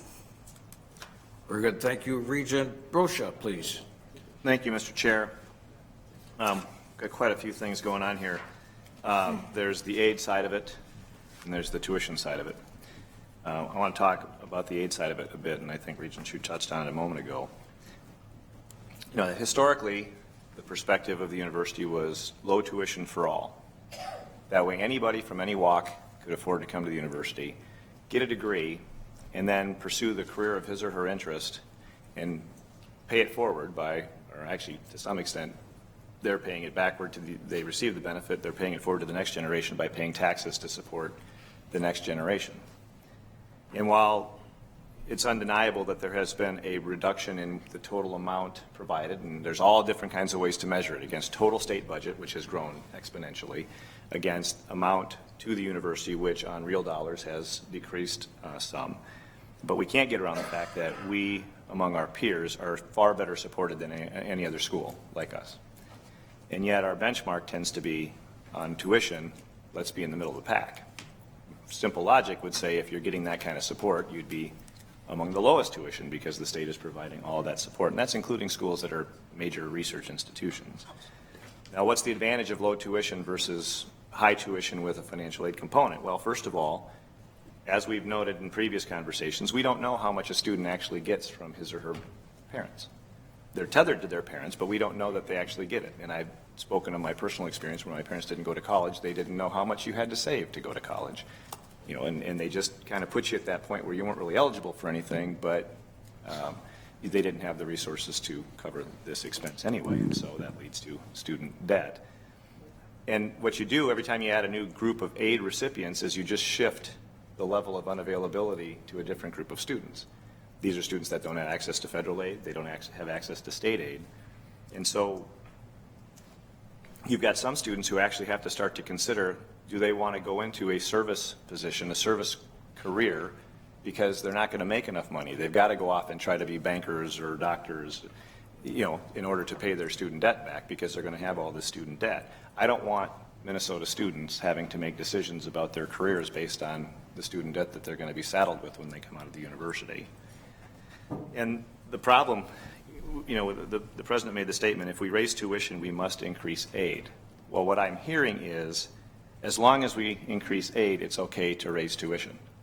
And I don't agree with that. And I'm not putting words into anybody's mouth, but I just want to make sure we don't take the presumption that it's painless to raise tuition as long as some small percentage receives aid, because we don't do a very good job of targeting the aid because we have many, many students leaving here with very much debt. And so what it ends up being is our students are being taxed based on something that they don't necessarily control. It's not their income. If you're taxing somebody, if you're determining whether their aid and their tuition is based on what their parents make, there's no other tax that the government puts on somebody for something somebody else makes. And so you can have two students sitting next to each other where this student is paying higher tuition so that we can provide aid, sitting next to a student who's paying lower tuition because he's receiving aid, when he actually may have more access to resources through other aid sources or even from his family than she does, even though she's having to pay this higher rate. So I want to be very, very sensitive to that fact. And the fact is, when you talk about tuition, it's an artificial market. You know, people shift the cost to their future selves. Hey, I don't have to pay this debt. Future guy has to pay this debt. And so I take out all kinds of debt, and it's not until I want to have a house and a family that I realize that I put myself in a very tough spot, especially if the job market doesn't support what I thought was going to be there when I graduated. And I think we have a duty to recognize that and not to just simply send another generation out into that danger. But, you know, and obviously we know that when you look at the federal numbers, the debt numbers are incredible. What's sitting out there in student debt, it is going to be a crisis at some point, and obviously Congress is trying to deal with it. And we're also talking about raising debt when major political figures are talking about free tuition, and I have a hard time sort of reconciling that conversation. I do want to point out that when we look at the net price for new freshmen that's sitting in front of us, now this, if I'm not mistaken, this includes housing costs and so on. Yes. Please note that part of why we're in the middle is that we have poor facilities. Many of our housing facilities are poor. And so in other schools, they're paying quite a bit more for better quality facilities. So if you actually extracted that, you'd find that our students are getting less value than what this is reflecting, which actually would kind of push us into the higher realms on here in terms of value, not necessarily on cost. But I look at what's going on with the non-resident students, and I respect the positions of my colleagues, but I fully disagree. The data doesn't support that position. You know, you look at the numbers that show, you know, Florida State Gainesville rather, and the percentage of top 10% students, you know, 75%, they're 87% in state. Now it's a bigger state, but they've got Florida State, Florida, Miami, Central Florida. You know, we're kind of the school here. We could certainly be in that range, and I'd have a hard time saying a Florida student doesn't have a holistic or cosmopolitan experience. I think 87 is pretty high, but nonetheless, I don't want to overestimate that. So when it comes to the dollar figures, winding up here, I think it's important that we are honest with the state and we respect the fact that the state continues to give us the support that it does. And I think that one of the ways we do that is we keep accessibility and quality for Minnesota students, which means lower tuition than where we are. I don't believe that any of the data on any other school supports the issue that we're going to have lower quality or less demand if our non-residents are paying comparable to our peers. And I think that number should be going up faster. And, you know, at the end of the day, it's going to be up to the legislature to determine how we favor in-state students versus non-residents, not only by the money they send over to us, but by who they send to the board. Thank you. Thank you, Regent Rocha. Regent McMillan. I'll pass. Very good. Thank you. Regent Omari. Thank you, Chair. Thank you for the presentation. This is, you know, a response to us wanting information, and it's very, very, very useful. I'm excited to see that system-wide plans will be coming soon. I share some of Regent Beeson's concerns about the cost and where that'll come from. I think the transfer portion is very important, and fully supportive of that. I would love to see the promised scholarship increase, but if in a couple months it comes at a 15% increase for out-of-state tuition, I'll vote no. It's out there now, and then I'll hope that I'm wrong, and that we still get the same number of applicants and folks admitted, so on and so forth. I don't like to hope that I'm wrong, but if that happens, I will hope that I'm wrong. A couple questions and some other thoughts. One is around, I don't know exactly how this will play out 30 years from now, but the focus on STEM, and I just want to be cautious about how we're building structures and classrooms and so on and so forth that target those areas, because if in 30 years, which eventually I'm sure it'll happen, there'll be a shift in need for different professions and such, even though a lot of these majors are transferable. Just want to be mindful of that. Two other things that I'll say. One is being mindful and very thankful to the state for the large amount of funding that we get, particularly as it compares to other states, while also noting that a significant portion of that goes towards research and not always towards tuition. Another interesting thing that might be something we can pull up is to compare states, not just by state dollars for higher education and to the U, but also just their social service budgets in general. To let us compare a little bit more of apples to apples to say whether or not it's just that we're getting a lot more higher ed funding than other states, or do we tend to be more lenient as a state in social services in general. And then the last thing that I'll say is really thinking about the high school students and being attentive, as this is a Twin Cities plan, to the high school students within the Twin Cities and the first ring suburbs, because the reality is when we look at some of the rates and populations within the first ring suburbs and the Twin Cities, our comparisons are pretty poor. So, thank you. Thank you very much. Brief response from Dr. McMaster, Dr. Hanson, please. Well, thank you, Chair Johnson, and thank you for all the comments. We've been taking notes, and we recognize that we're trying to balance, you know, some principles, some abstract principles about equity and the role of the university with the empirical conditions of recruiting students and working with the very extra complicated psychologies of individual students who are young and perhaps immature, and their families. And I think one of the things that we want to underscore is that we absolutely agree that we don't want to lose sight of the value of the education that we offer here. And I think part of the tension connected with trying to come to some resolution about the balance between ideals and the empirical conditions of recruiting a class of students and building the experiences that we want to provide for our students, for all our students, is connected with a view about the value of certain kinds of mixtures, and that means rural and urban. It means various ethnic groups, and it means to some extent, we think, again, experiences of international students and students from elsewhere in the U.S. as well as Minnesota students. So we recognize it's complicated. We hear I think we both took notes on all of the regental comments, connected with one or another of what I see as these two different kinds of things. The ideals of the university, which of course are consistent, and empirical conditions about building a class. Yes, Chair Johnson, members of the committee, I'm going to have to cherry pick just a few things that they can comment on now, and I'm always willing to have conversations with any or all of you around this. One is, let me just get to the test optional piece that Regent Hsu raised. I don't support that, and I'm sure he knows that. We, this year, now have 48,000 applications for the class. In terms of how we have to shape that class, there are a limited number of metrics that we have to apply. We've talked about the problems with high school rank and GPA. Whether we like it or not, if we want to bring in a quality class, we need a metric, hopefully more, that we can apply, and right now it's the ACT and or SAT.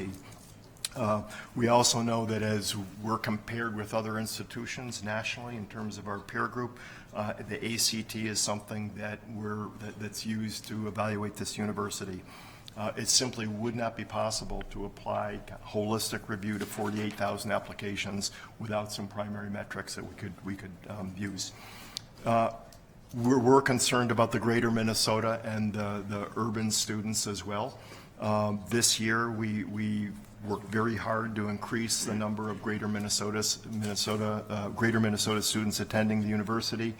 We were able to raise that from, this isn't a huge number, but from fall 14 to fall 15, from 15.7 to 16.3 of the freshman class. It's not significant, but it's going in a good direction, and we're very attentive to that. We're also very attentive, our admissions office, to the inner city schools and the urban schools, and there are a whole set of programs, more than I can count, that are encouraging and nurturing the relationship with our high schools, with urban schools. So I think we're there. There's a comment on the concern with messaging the 4-year plan. I think Regent Lucas.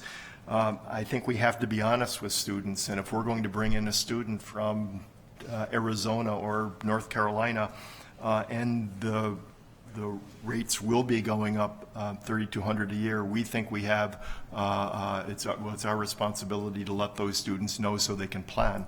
We also have to let them know what the discounting will be along the way, so that's why we've been putting all that in place so we could message that out. There's a question around targeting our financial aid. I think that was Regent Rocha. I think we can do a better job there, but I'll give you 2 examples where I think we've done just that.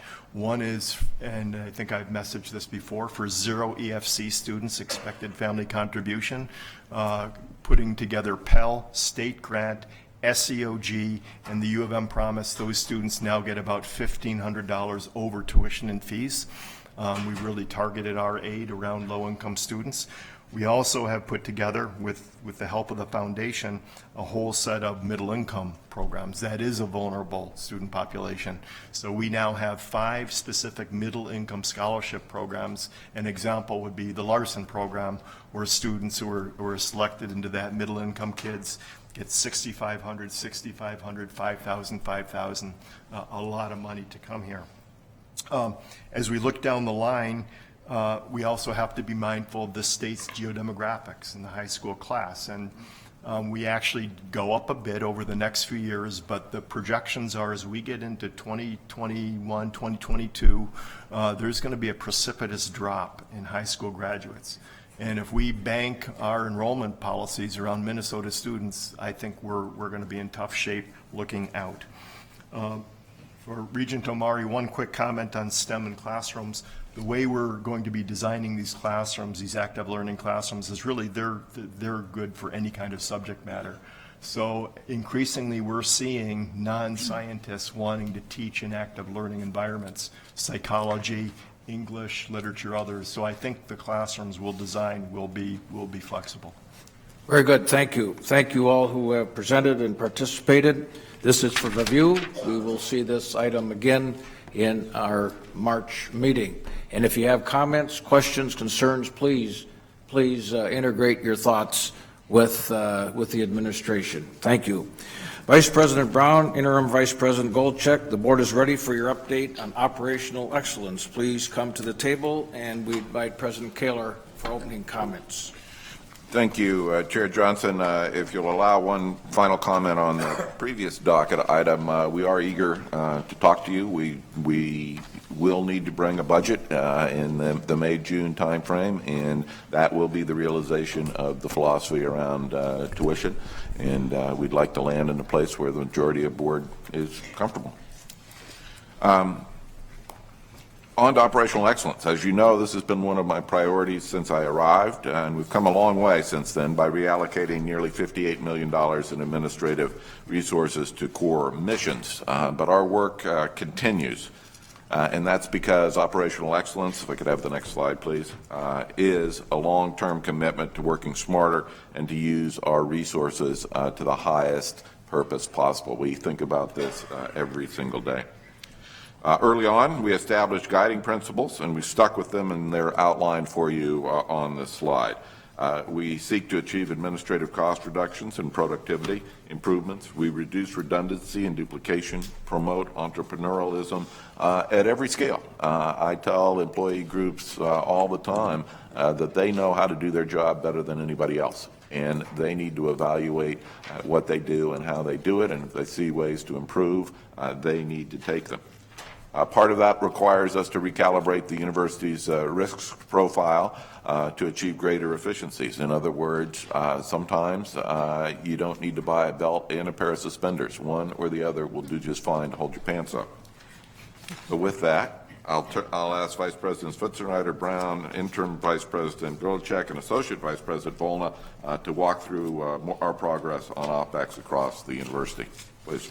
Yeah, Mr. Chairman, members of the board, just this slide here, just to give you, you've seen it many times, just to give you another update on where we're at on the 90 million reduction over 6 years.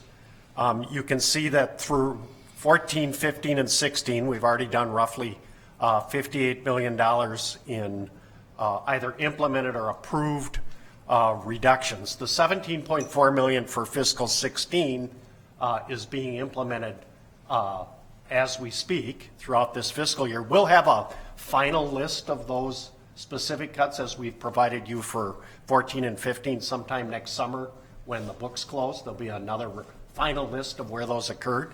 We are already in the budget framework and planning, and we'll certainly discuss this more in the March meeting, targeting another 15 million. The administrative units at the university and the colleges and coordinate campuses have all been given a target and been given instructions and are working on submitting to us where those reductions would come. When we complete fiscal 17, we'll be roughly 81% of the way there with roughly 20% or about 17 million left to do in 18 and 19. I will tell you that I would expect the $15 million target, as it has in the past, you'll see 14, 15, and 16, to actually be exceeded.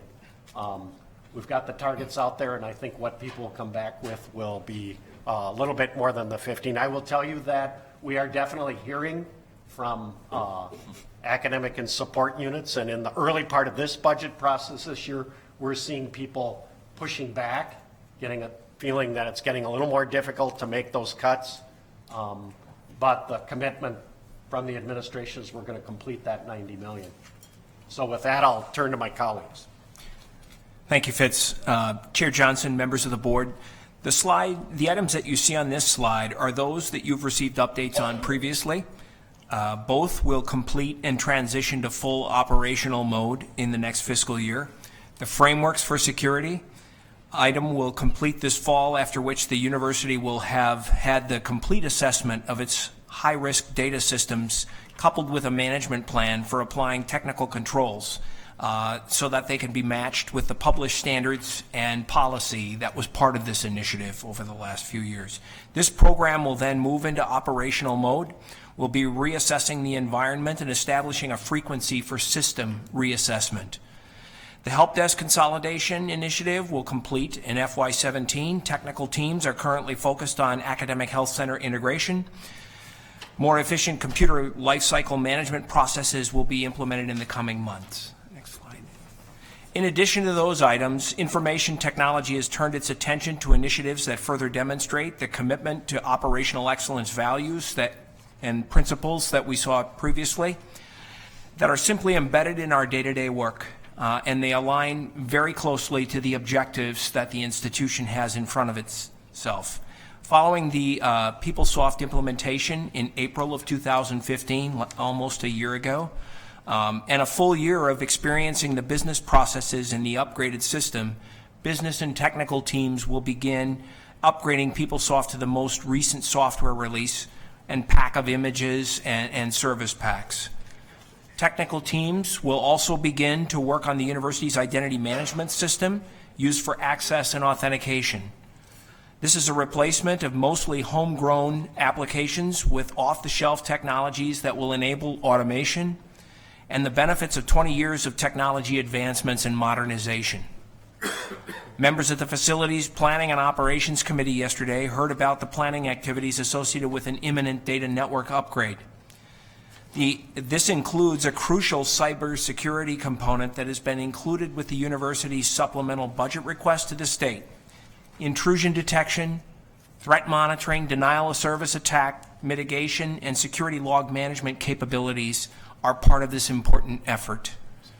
Technologists will be retiring infrastructure associated with legacy security and data storage, secure data storage, following the successful transition of a cloud-based service implementation. We are currently negotiating terms and conditions of that contract so that we can begin work on that.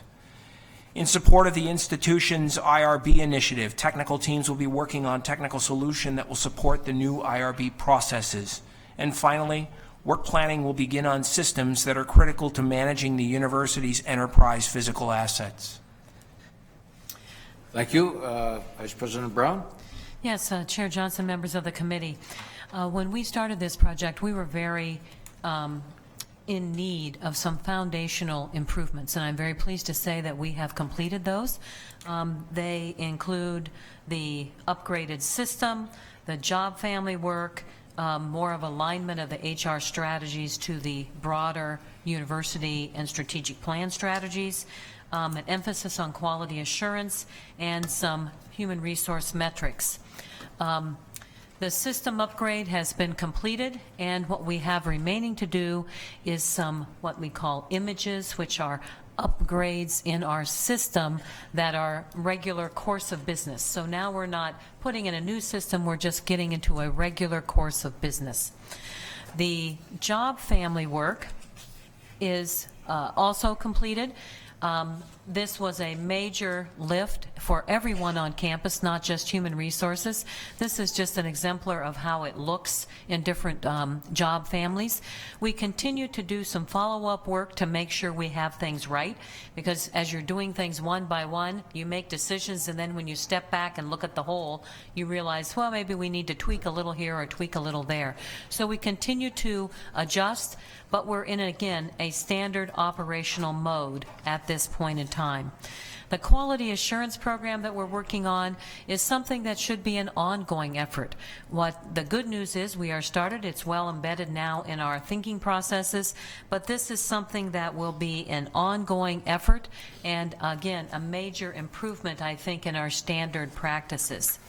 And the final thing I'll mention is HR metrics and measures. We provided to our committee yesterday, the Faculty and Staff Committee, in the information items, a annual HR metrics report, so it's there for your review. This, again, is just pulling out a page from that report so you get a little sense of what it looks like. I think our metrics are solid, and we will continue to improve them and tailor them more to strategic directions of the university. So the very good news is the foundational work is really done, and we have operationalized this, and now we continue to improve upon various areas, and that will be an ongoing process. Thank you very much. Mr. Volna? Thank you, Chair Johnson, members of the board. There are two items I want to update you on relative to finance and procurement. First item that we have focused on as a priority is the implementation of some new cash handling tools that will benefit the way that research project participant payments are made. While this is not a large cost saving to the institution, it is a complex and knotty pain point for folks who do research involving clinical trials. There are new tools, new technologies, new card and electronic payment mechanisms that we are going to be implementing. They will improve processes both for the departments and the researchers. And we think that will also improve the controls.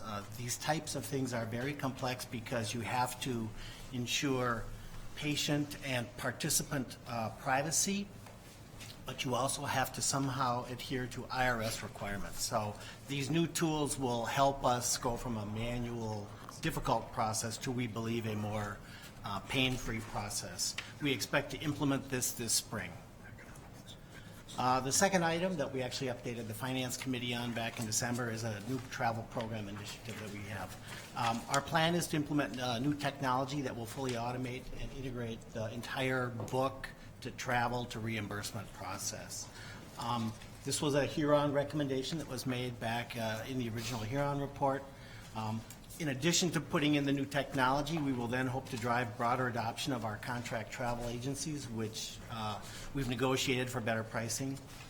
And we will also implement along with that a new personal liability travel card that we think will be easier for travelers to use.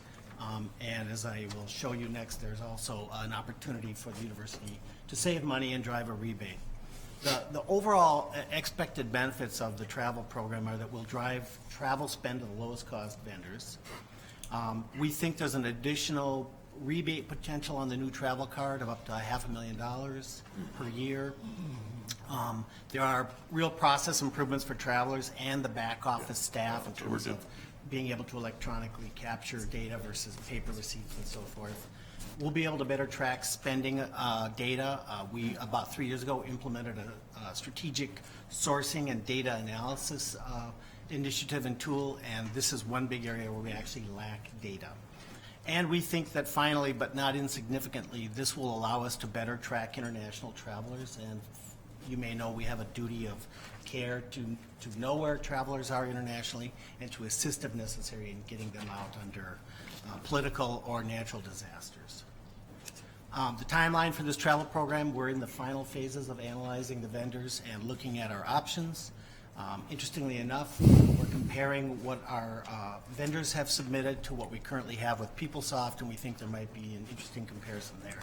We expect to complete that process and make the decision this month. I have a meeting later this afternoon to look at the results. We expect to begin implementing this in March, and we hope to have it in within about 6 months of that, so that would put it sometime in the fall of 2016, perhaps the holidays timeframe. And with that, we're here to stand for any questions you might have. Thank all four of you for your work and your dedication. Before I take questions and comments, I want to pay a special tribute on behalf of the board to Mr. Fitzenreiter's announcement of retirement came yesterday. When I think of Fitzenreiter, I think of a person of great magnitude when it comes to creative financing. a person of integrity and very much a credible person. And Fitz, we, on behalf of the board, I know there'll be more said later, but we want to thank you. We go back a long ways to the days of the House of Representatives in the 80s. And you've always told the truth, even though that sometimes isn't what we want to hear. But it's factual and credible, so thank you for your service to the university. I think you told, yeah.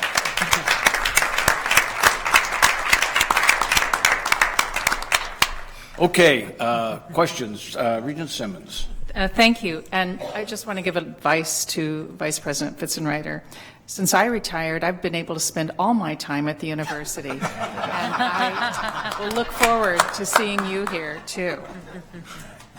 I'd like to make two specific comments and then a general comment. And the first is I've gotten to see a little more closely what HR has done, and it's really been impressive achievement, and I think takes us so far along the path of having even better HR management and using our dollars even more wisely.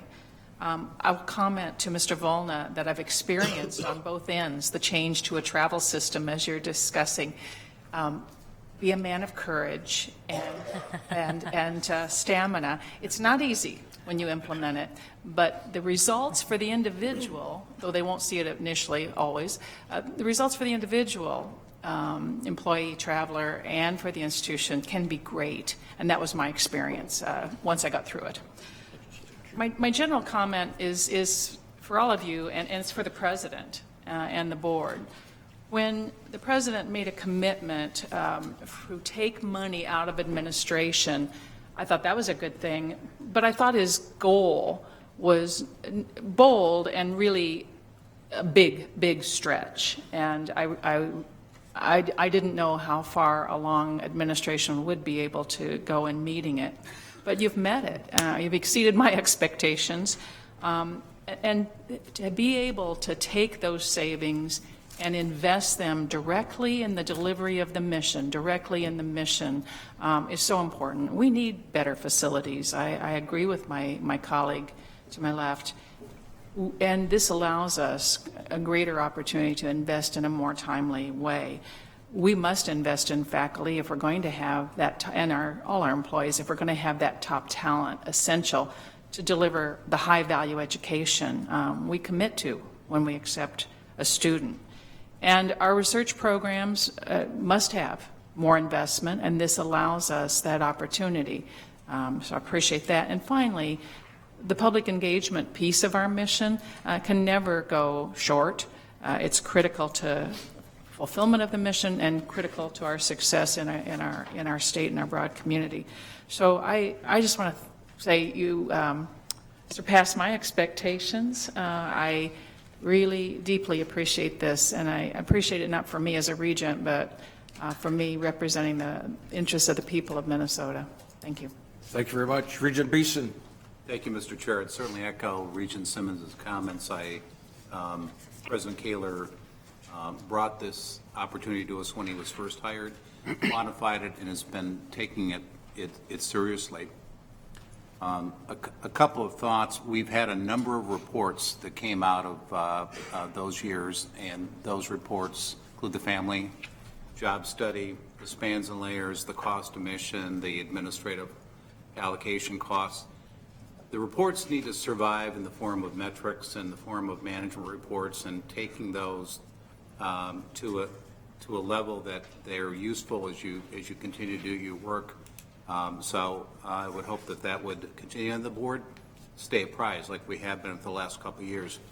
Second comment, and I've talked to Vice President Brown about this, Dave Larson's not his complete legacy, but his major contribution had to do with HR, because at the end of the day, we're a people business, and I think the most powerful but subtle set of opportunities going forward revolve around how we hire and evaluate and compensate our people. And I'd like to have as a work topic for this board this concept of while we're working in this highly decentralized environment, is more standardization. I think it's a board-level project, and we talked about it yesterday. We've got a good committee, great committee, but we talked about in terms of assessment, we talked about it in terms of evaluation, and again, it's very long-term, but unless I think there's opportunity, and it will show up in more money at the bottom line, will show up in higher productivity. Thank you. You concluded? About 10 seconds ago. I apologize. I was getting direction from the president. No, thank you. I apologize. Regent Hsu, please. Thank you, Mr. Chair. Thank you, presenters. Vice President Fitzenreiter, I'm going to be sad to see you go. Congratulations on your retirement. I'm looking forward to the book. I just really have one question. I asked it before, and I'll ask it again. What's it going to take to shrink the pie in terms of our expenses? You know, right now, we've just been talking about reallocating money. I'd like to see the actual costs go down, meaning actual real dollars and cost savings. I know you only have a few months left, but I'd love to talk to you more about that. And the other question, I guess, is what are our plans? I did not have the opportunity to sit in the meeting yesterday, but I'm sure you talked about cybersecurity and the $19 million in our supplemental request. What are we going to do if we don't get that? What's our contingency plan? Mr. Fitzrider. Mr. Chairman, members of the committee, my colleague over here and I just actually started a conversation about that this week. Clearly not obtaining $19 million one time from the state to cut that $78 million down to roughly 59 is an enormous help. If we don't get those dollars, this project may take a little longer. We may have to look at alternative strategies to get there. I'm loath to go out and borrow money to do it and pay it off over a longer period. But I think I'm a little concerned about, I'm never very optimistic about the legislature in the short sessions. And we're thinking about what an alternative may be. We're going to have to. It's a project that's got to get done. So we need to, we're focused on it. Thank you. Very good. Regent Devine. Thank you, Chairman. I'm not going to reiterate whatever the others have said already previous to me, but I do want to, again, thank all of you in the long journey that we've been on this. And I think President Kaler particularly, it's never enough. It's too much. I mean, you've lived both sides of this all the way through this, the road that we've been on. Obviously, it's probably an unending road now in years and years from now. But the point is that we're on it, and we've taken it with great seriousness. And all of you that are reporting here today, I thank you for your efforts. And let me just say, I was going to comment on Regent Larson's. It was really kind of the basis of some of this whole discussion about what became Operation Excellence. And Rick has already said what the impact and his legacy has been here today. And I certainly, when I first came on the board, he was a mentor to me personally, and that legacy that he's lived, we're living on. And I shared with Kathy yesterday the work that she's done has really been phenomenal, and we've really made great strides. And then finally, Fitz, you and I have known each other for I don't know how many years. We've worked together way before I was on the board, and I do really appreciate all the efforts that you've done on behalf of the institution. And it'll never be recognized as it probably should, but the point is you've had a wonderful journey, and it is deeply appreciated by those of us that have dealt with you on a lot of different levels in a lot of tough situations through the years, and I thank you. Very good. Regent McMillan for the last word, and then we move on. Just hoping for a nice couple of 30-inch walleyes in your future there, Fitz. Very good. Thank you all presenters for your work and dedication. Very much appreciated. Regents, we now turn to the committee reports, and we begin with the report on the Finance Committee. Regent Omari. Thank you, Chair. We had a robust agenda yesterday with one action item.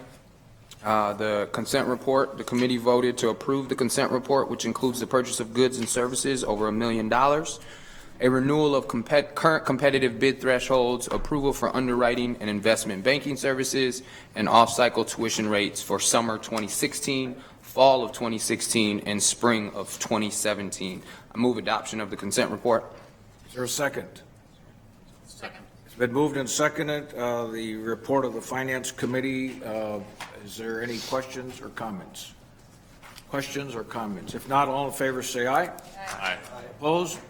Motion prevailed. Regent Omari. Thank you, Chair. The committee took up 4 discussion items of varying topics, but very important to our governance roles. The first one, the committee received a comprehensive review of how the Twin Cities Department of Intercollegiate Athletics is financed and how the resources and expenses are distributed across the department.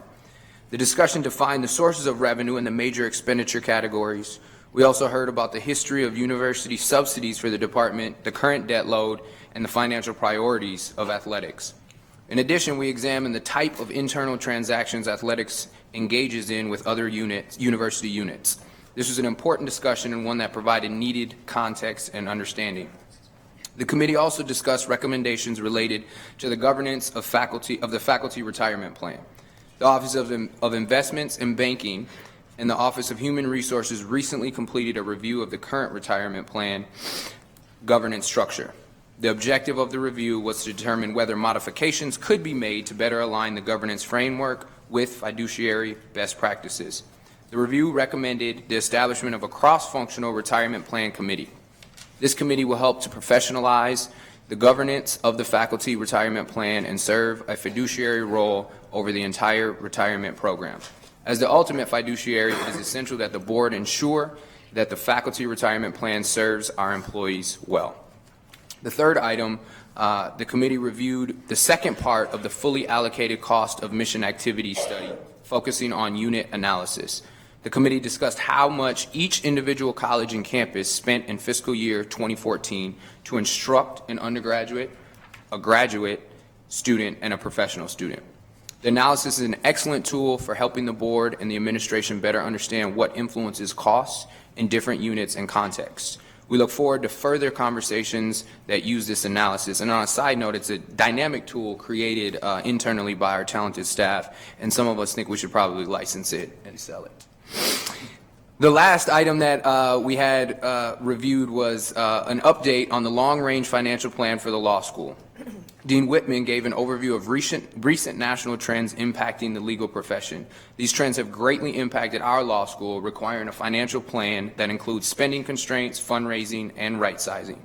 If the financial plan is followed, the committee was told that the law school will no longer need non-recurring funds by fiscal year 2019.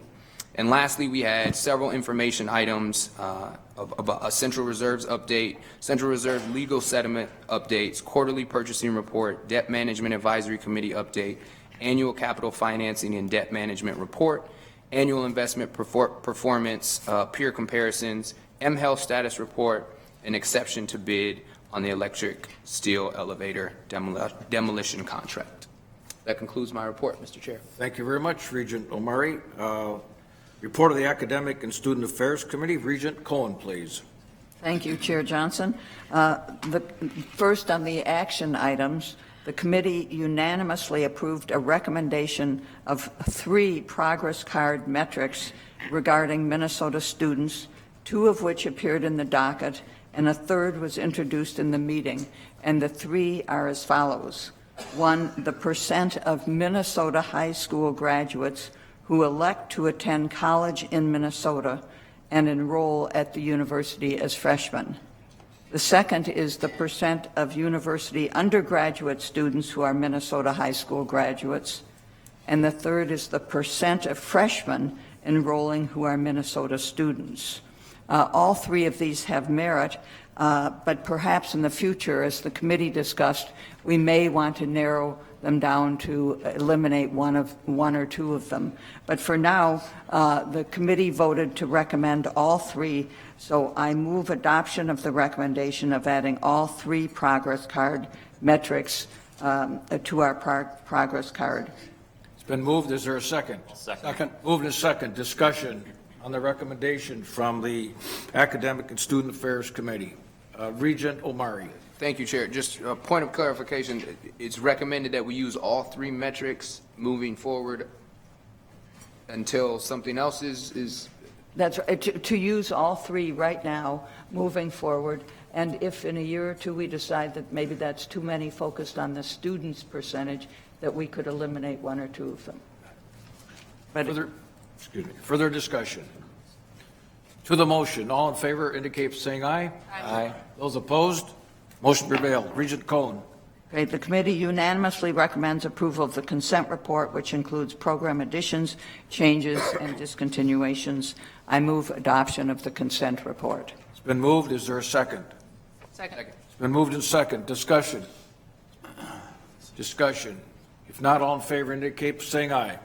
Aye. Opposed, motion prevailed. And we had several discussion items. In discussion items, the committee received a medical school update from Vice President Brooks Jackson, who described significant progress on strategic plan goals. He highlighted very positive outlooks for a set of metrics measuring scholarship, research, education, clinical care, financial sustainability, and diversity. We also received a presentation of the many university efforts to understand and close Minnesota's significant K-12 achievement gap. Those efforts are under the umbrella of educational equity, which is the new vocabulary, and there was a robust conversation about their work. In our final discussion item, we reviewed the recommendations of a task force on undergraduate advising that are intended to, 1, ensure undergraduate students have equitable advising across units, retain academic advisors through ongoing supports, and maintain essential advising program infrastructure. Committee members acknowledged, and we saw today, significant costs related to adding advising capacity to meet target ratios. And the committee also acknowledged how crucial excellent advising is to meeting some of the board goals in terms of retention, graduation rates, et cetera. We also received an information item regarding a 5-year master research partnership between the university and the U.S. Golf Association. And that concludes my report. Thank you, Regent Cohen. Regent Cohen, would you care to report on the Governance and Policy Committee as well at this time? That committee did not meet, so my report's very brief. Very good, thank you. Report on Faculty and Staff Affairs Committee. Regent Simmons, please. Thank you, Chair Johnson.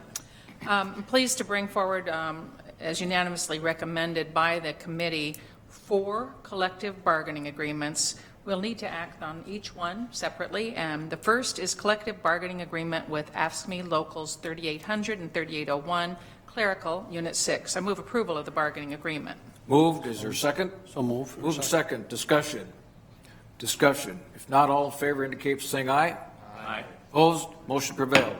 Second is collective bargaining agreement with AFSCME Local 3260, Healthcare, Unit 4. Move approval of this agreement.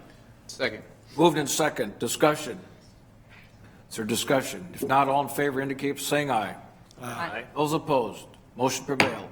Regent Simmons. I move approval of collective bargaining agreement with AFSCME Locals 3937 and 3801, Technical, Unit 7. Second. Moved in second. Discussion. Discussion. If not, all in favor indicate by saying aye. Aye. Opposed? Motion prevailed. Regent Simmons. And I move approval of the collective bargaining agreement with Teamsters Local 320, PELRA, Unit 3. Second. Been moved in second. Any discussion? Any discussion? If not, all in favor indicate by saying aye. Aye. Those opposed? Motion prevailed. Regent Simmons. I would like to express my appreciation and congratulations to our employees covered in these unions and to our management who negotiated these mutually successful and acceptable contracts.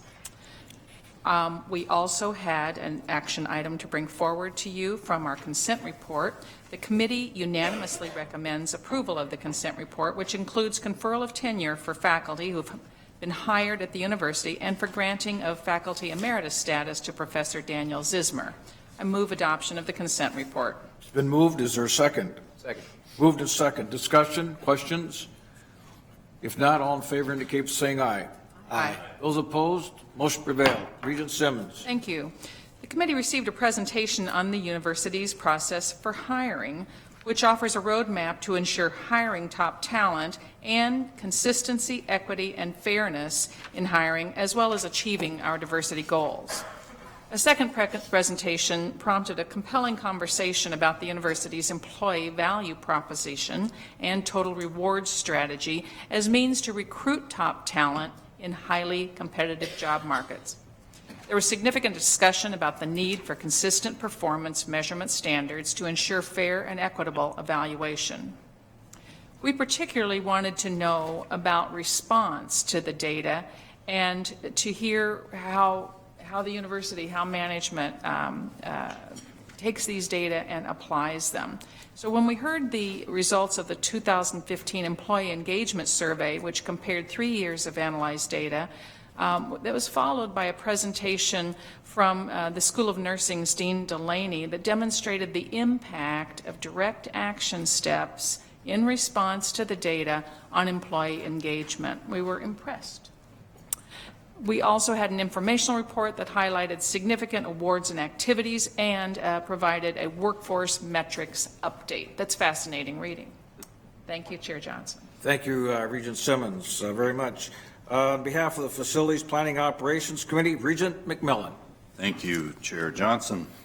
The committee has 3 action items, and we had 4 discussion items. I'll take the action items first. First was review and action on the schematic design for the veterinary isolation facility on the St. Paul campus. 31,000 square foot biocontainment facility that will focus on research and control of infectious diseases. Shared between animals and humans, a $29.5 million building that we saw in the annual capital budget last June. So the committee even voted unanimously to recommend approval of those schematics, and I move them now. There's a motion. Is there a second? Second. Moved and second. On the motion, any discussion? Any discussion? If not, all in favor indicate by saying aye. Aye. Aye. Opposed? Motion prevailed. Regent McMillan.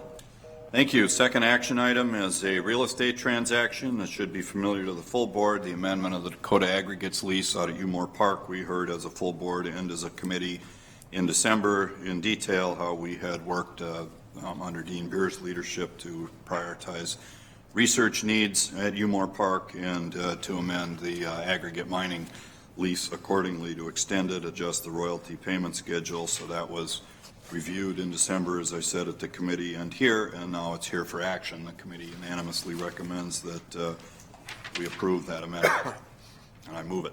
There's a motion. Second? Second. Discussion. Any discussion? Comments? If not, all in favor indicate by saying aye. Aye. Opposed? Motion prevailed. Regent McMillan.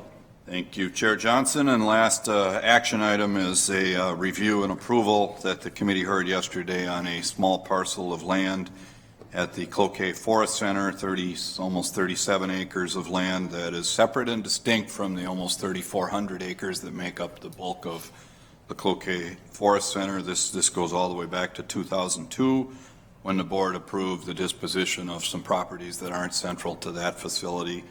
About 475 acres. This piece of property remains unsold to this day. There is a buyer now, and it's considered wetlands, and again, separate and distinct and not connected with the bulk of the land up there. The committee unanimously recommends approval and closure of that sale in Carleton County. Been moved. Second? Second. Been moved second on the sale of the land. Questions, comments? All in favor indicate by saying aye. Aye. Opposed? Motion prevailed. Regent McMillan. Thank you. Then discussion items, joint venture activities, what we call P3, public-private partnerships. We heard a presentation from a couple different members of the President's team on the United Properties joint venture at with the properties at 2407 and 2425 University Avenue, the Days Hotel and Tea House, otherwise known as. And we heard a very good presentation on what that might look like at some point. It's a 6-acre site, and site analysis, market studies, project vision, that kind of work's been created. No action for the committee or for the board at this point, but a good sense of what that could be. So work will begin to take a look at that master plan and continue on. Any further action with the this unique public-private partnership would be back before the board, the committee, and then the board for approval should it advance. Second discussion item, long-range campus planning. I won't get into any detail there because we had an excellent work session on this yesterday. Just know as a board that the committee will be working, our vice chair and I and the committee as a whole, to bring and craft and move forward with a resolution that helps us better define our long-range Twin Cities campus housing plans. So, and then also, we just heard a bit of the optimizing physical assets, network infrastructure refresh, and cybersecurity improvements. And our vice president, our interim vice president, Kulicek, presented yesterday with his team on that $78 million project. Quite amazing what's happened to Wi-Fi utilization and the amount of infrastructure needed to keep up with the exponential expanse in that arena. $19 million of that $78 million total relates to cybersecurity upgrades and also relates to our supplemental budget request at the legislature this year. No action there, but a good presentation. And lastly, and not lastly in importance, perhaps first in importance, Chief Clark joined us along with President Kaler and Vice President Wheelock to discuss campus security and the coordinated efforts underway with the Minneapolis Police Department to do everything we possibly can to enhance student safety in the neighborhoods that border our campus. So we had quite a good discussion at the end of the meeting with Chief Clark. And information items are in your document materials. That concludes my report. Thank you, Regent McMillan. On behalf of the Audit and Compliance Committee, Regent Lucas. Thank you, Chair Johnson. The Audit and Compliance Committee had no action items, but we had plenty of discussion items. First, the Audit and Compliance Committee received results from the fiscal year 2015 external audit services performed by Deloitte since the December 2015 update. We are pleased to hear of very minimal findings. Next, we had an update on the third progress report on the Human Participant Research Protection Implementation Plan. We heard about significant progress since December 2015 meeting, including the launch of an electronic institutional review board and the start of a new community oversight board. Wilder Foundation's Paul Matejcic was introduced as the chair of this new board. We had an update from President Kaler and Vice Presidents Albert, Brown, and Fitzenreiter on the implementation of recommendations from the external review and internal audit of the athletics department. Committee members were pleased to hear that there does not appear to be a climate of sexual harassment, but action must be taken quickly if it does occur.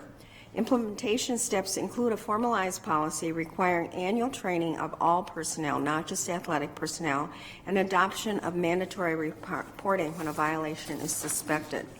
As a member of the Oversight Committee, Regent Omari acknowledged the administration's thoughtful response and the progress that has been made. Next, the committee also heard results and preliminary recommendations for improvement from the review of the university's compliance program.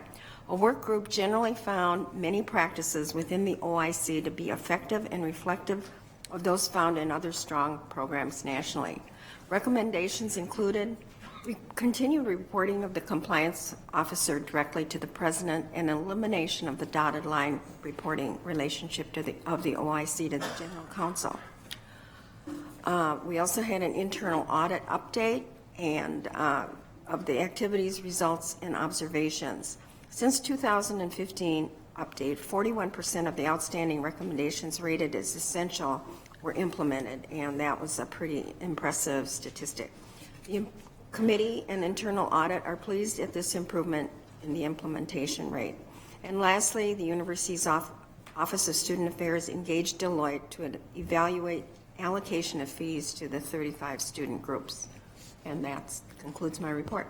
Thank you, Regent Lucas. Report of Litigation Review Committee, Regent Devine. Thank you, Chairman.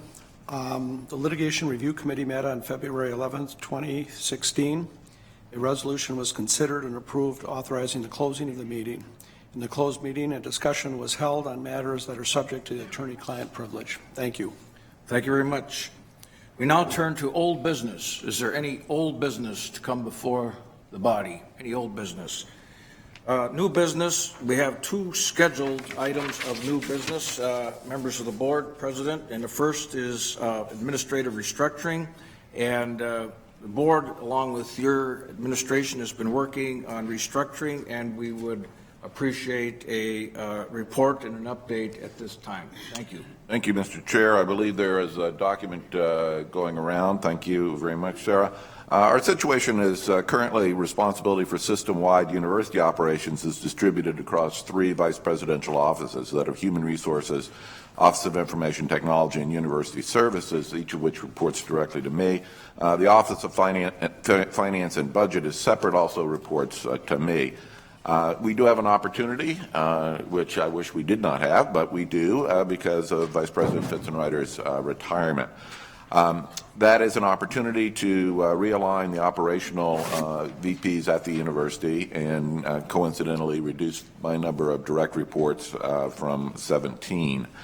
So I'm proposing a reorganization, which is the creation of a new Senior Vice President for Finance and Operations. The University Services, Office of Human Resources, Finance and Budget, the Office of Information Technology would report to that Senior Vice President. So there is no increase at the VP level. On the organizational chart, you see the finance box reporting there, but not at the VP level. The senior VP would continue to serve as treasurer of the board and staff the finance committee of the board. System-wide budget development, investments, accounting, financial policy, and legislative support would continue to be provided through the finance and budget office. An additional change is that in recognition of the fact that the Office of Academic Affairs and Provost has assumed additional responsibilities for global programs and civic engagement, and to reflect the primacy of the university's academic mission, I propose changing the title of our Chief Academic Officer from Senior Vice President to Executive Vice President and Provost. So I request you review this. I would like to proceed with the search. I believe you will agree that this is directionally the correct way to go, but then I would reserve final approval, a request at your March meeting. Mr. Chair. Very good. Thank you, President Kaler. Comments, discussions, questions, clarifications on the proposed operational leadership restructuring. Please, Regent Simmons. I would just comment that this appeals to me because in addition to providing, I think, some needed support to the work of the president, this preserves the relationship, the direct relationship of the president with the chancellors from our campuses, and it also does not put any added layers between the president and the faculty. And our leaders of the components of our mission remain direct reports, so it's appealing to me. Very good. Regent McMillan. Thank you, Chair Johnson. Just as or in a theoretical sense, I am never a fan of dotted lines on org charts. I appreciate where they need to be there, perhaps in the president's role. I question them elsewhere, and as directionally, I'm on board with the direction we're going here, but I think there is some fine-tuning that will work with the president's office and try to collect board input. So I just think dotted lines lead to dotted responsibilities, and they're challenging. Any organization. Thank you. Regent Hsu. Thank you, Mr. Chair. I agree with Regent McMillan on the dotted lines. My question is, are we moving forward with a search prior to our approval of this at the end of March? President Kaler? Regent Johnson, Regent Hsu, I'm requesting a sense of the board that this is the right way to go so that I can formulate the job description and post the job and pull together a search committee for this, but we will not interview candidates or make any final decision until your final decision. I'd like to save a little time, in other words. Regent Hsu?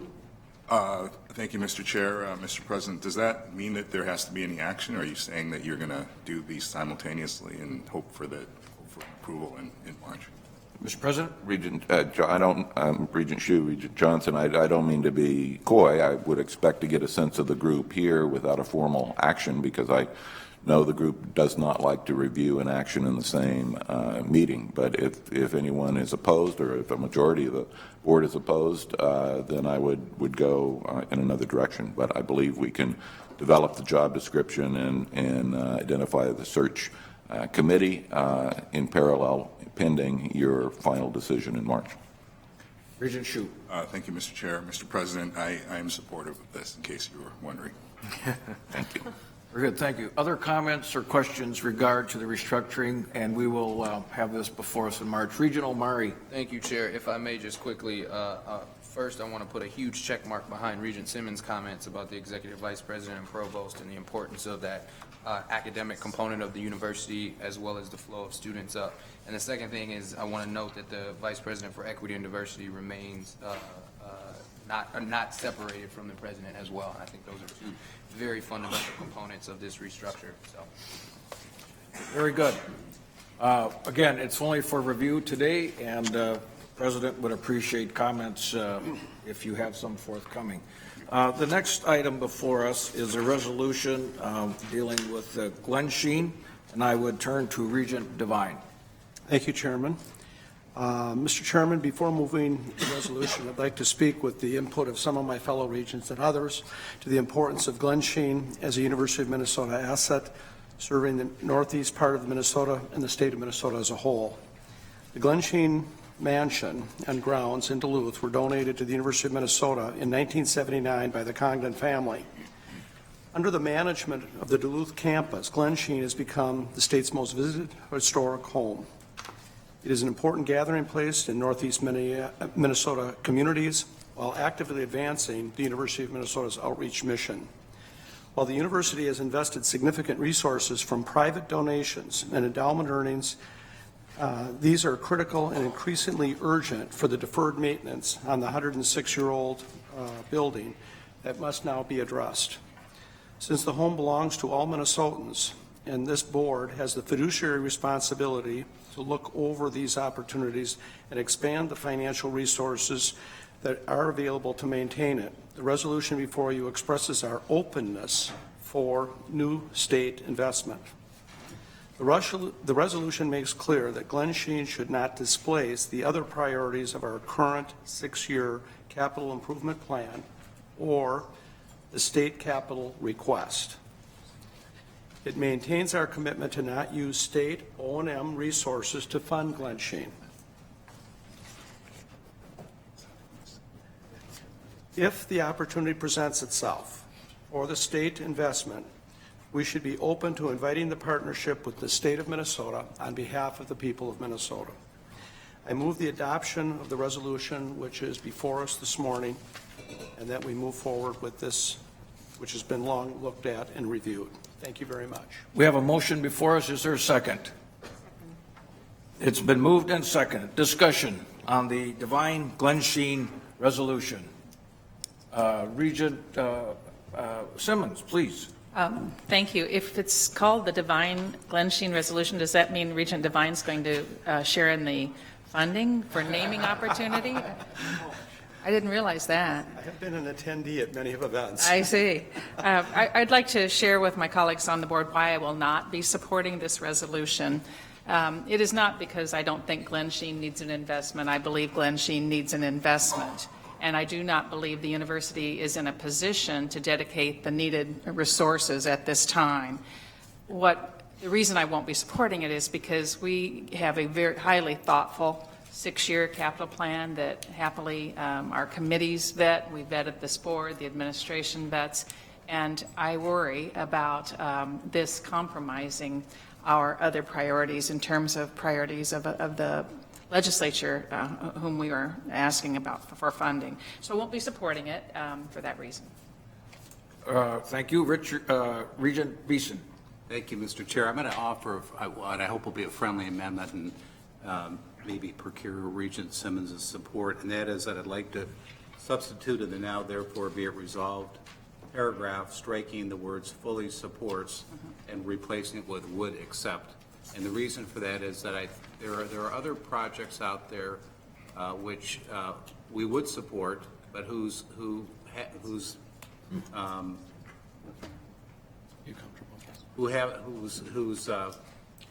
detail hasn't been advanced.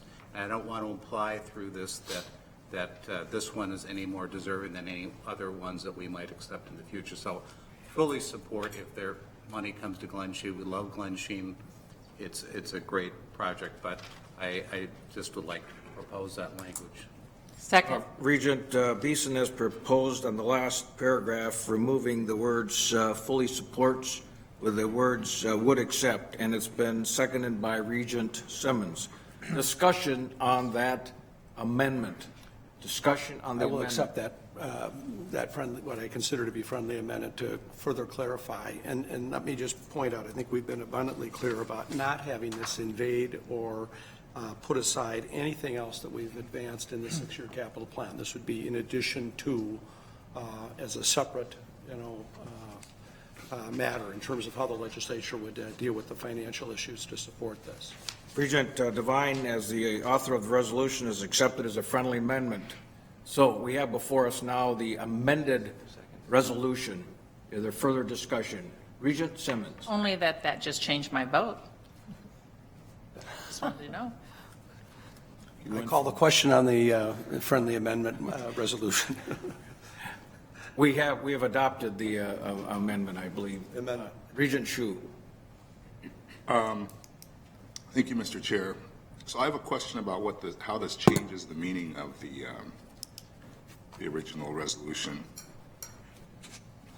Because I think, are we basically saying that we would accept money for anything, not necessarily just Glen Sheen?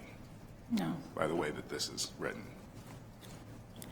This is specific to Glen Sheen, but well, I know, but are we certainly if the legislature was to propose other funds, over and beyond, wouldn't get in the way. This is specific to what Glen Sheen is and asking or requesting that. Regent Beeson and then Regent Rocha. Thank you, Mr. Chair. I'm glad you raised the question, Regent Hsu. We're not obligated to accept money from any source, including the legislature. We typically don't reject that. I can't remember when we last did, but I'm glad you did raise that. I think it is specific to this project and doesn't preclude any other use of receipt of money. Thank you. Regent Rocha. Thank you, Mr. Chair. By way of preserving the legislative record here, I'm concerned about the change. I understand the intent, and I think that it's a fair intent to reach compromise among those that have stronger concerns about this. And I'll speak to the long-term plan and after we're done with this resolution. At least that's my intent. I want to make it clear that supporting it doesn't mean, or not support rather, but accept does not imply the converse if the second clause is failed. Meaning if the legislature were to choose to provide this to, were to provide us the Glen Sheen funds, but something else was not funded, I would not want the implication that we will not accept it as a result.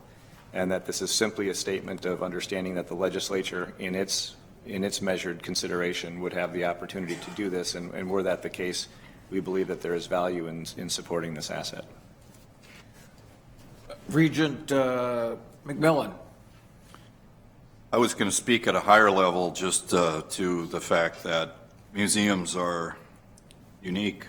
This is a museum and a residence, and I think they fall into a category of assets that are never going to be easy, never. And they defy definition, they defy categorization. And so that's just a general statement. And then I can also state that there's tremendous pride at UMD in what's been done there, the improvement in attendance, the utilization of that facility from an outreach standpoint does fit nicely within the mission. There's a lot of education. There's a couple dozen students that work there.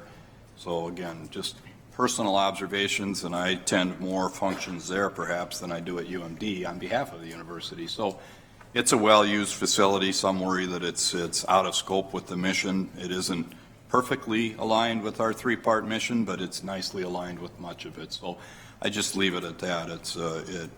It does fit, and it is very prideful. Thank you. Regent Simmons. Thank you, Chair Johnson. I would point out we do own other museums that are part of the core mission of the university. When we have had capital needs for those, we have required that there be a substantial amount of matching funds obtained philanthropically. So we fund museums. We have not done it this way in my tenure. Second, I think the point is very important, and I want to make sure I'm understanding it just as Regent Rocha raised it. As I understand this, we say we would accept the new state investment in Glen Sheen, this facility, as long as it does not displace other priorities. So not everything on our request may be funded, but that this doesn't specifically displace. It's hard to tell, but that it would not displace. I will express that I still don't really appreciate going in this direction for these needs. I think it should be handled differently, but I would not vote against accepting the money should it come our way. Further discussion on the Glen Sheen Divine Amended Resolution. Do you like divine resolution or Glen Sheen resolution? Further discussion? Further discussion? If not, all in favor indicate by saying aye. Aye. Opposed? Motion prevailed. Is there any other new business? Mr. Chair. Regent Rocha. Thank you, Mr. Chair. It's actually kind of a bit of a segue into this first item. As I draw near the end of the first year of my service on this board in this millennium, and the seventh total, it strikes me that I sometimes have a difficult time evaluating certain things, and Regent Simmons referred moments ago to the 6-year capital improvement plan. Over the course of this year, as we've made these measurements and made these decisions, it's been challenging for me because there's not an overarching system-wide strategic plan against which I can evaluate these various priorities and proposals. It's something that I was very used to in my previous tenure on this board, and it's something that I think is really essential. I think it's challenging for faculty.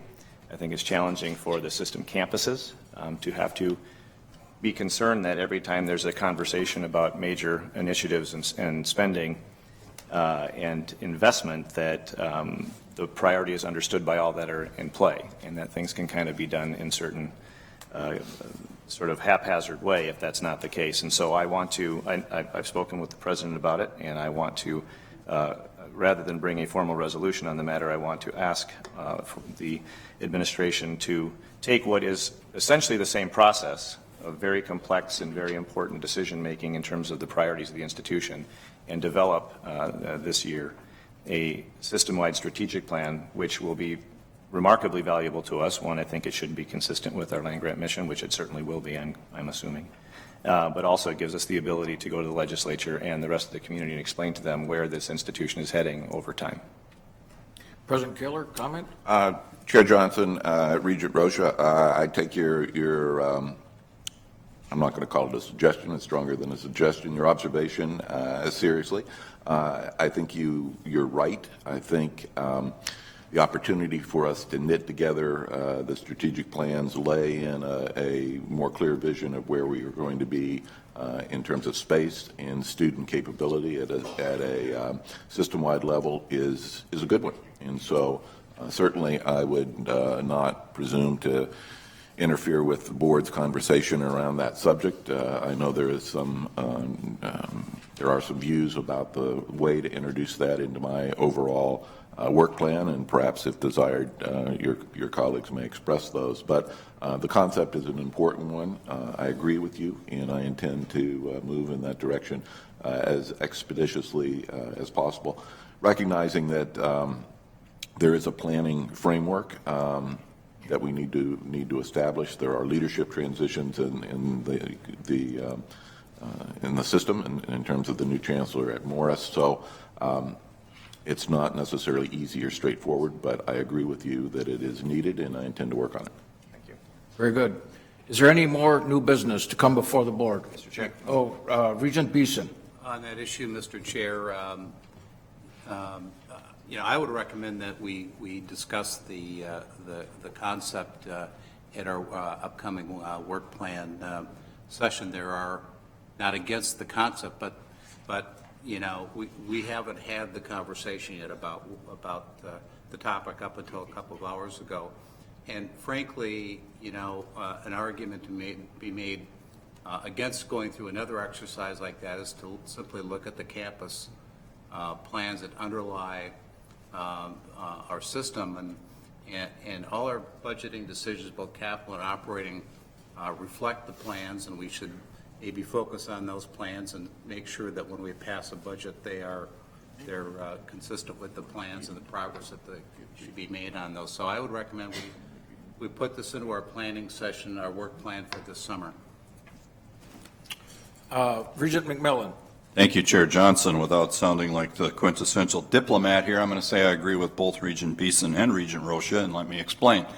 Regent Beeson's comment that we need to be sure we don't ad hoc introduce new priorities without the full board discussing them is very important, but Regent Rocha's comment about the importance of a system-wide emphasis is critical, and I didn't speak earlier during the discussion about the strategy for enrollment. Had I would have said that entire resolution and the 2-page document and the 9 points that support it reference only in a couple places system-wide enrollment strategy. There's intra-campus transfers, but there's nothing about a system-wide approach to admissions. And I only bring that up now not to to say something I didn't have time to earlier, but rather the longer we wait to get a system-wide approach here, the harder it is to deal with issues like that, because we haven't gotten the input from the president and his team, and we haven't given him back our feedback. So system speaks to a lot of things, and obviously I'm a bit of a broken record on that, but it showed up in that resolution today, and maybe before we adopt it, we can do something about it, but it's a good example. So thank you.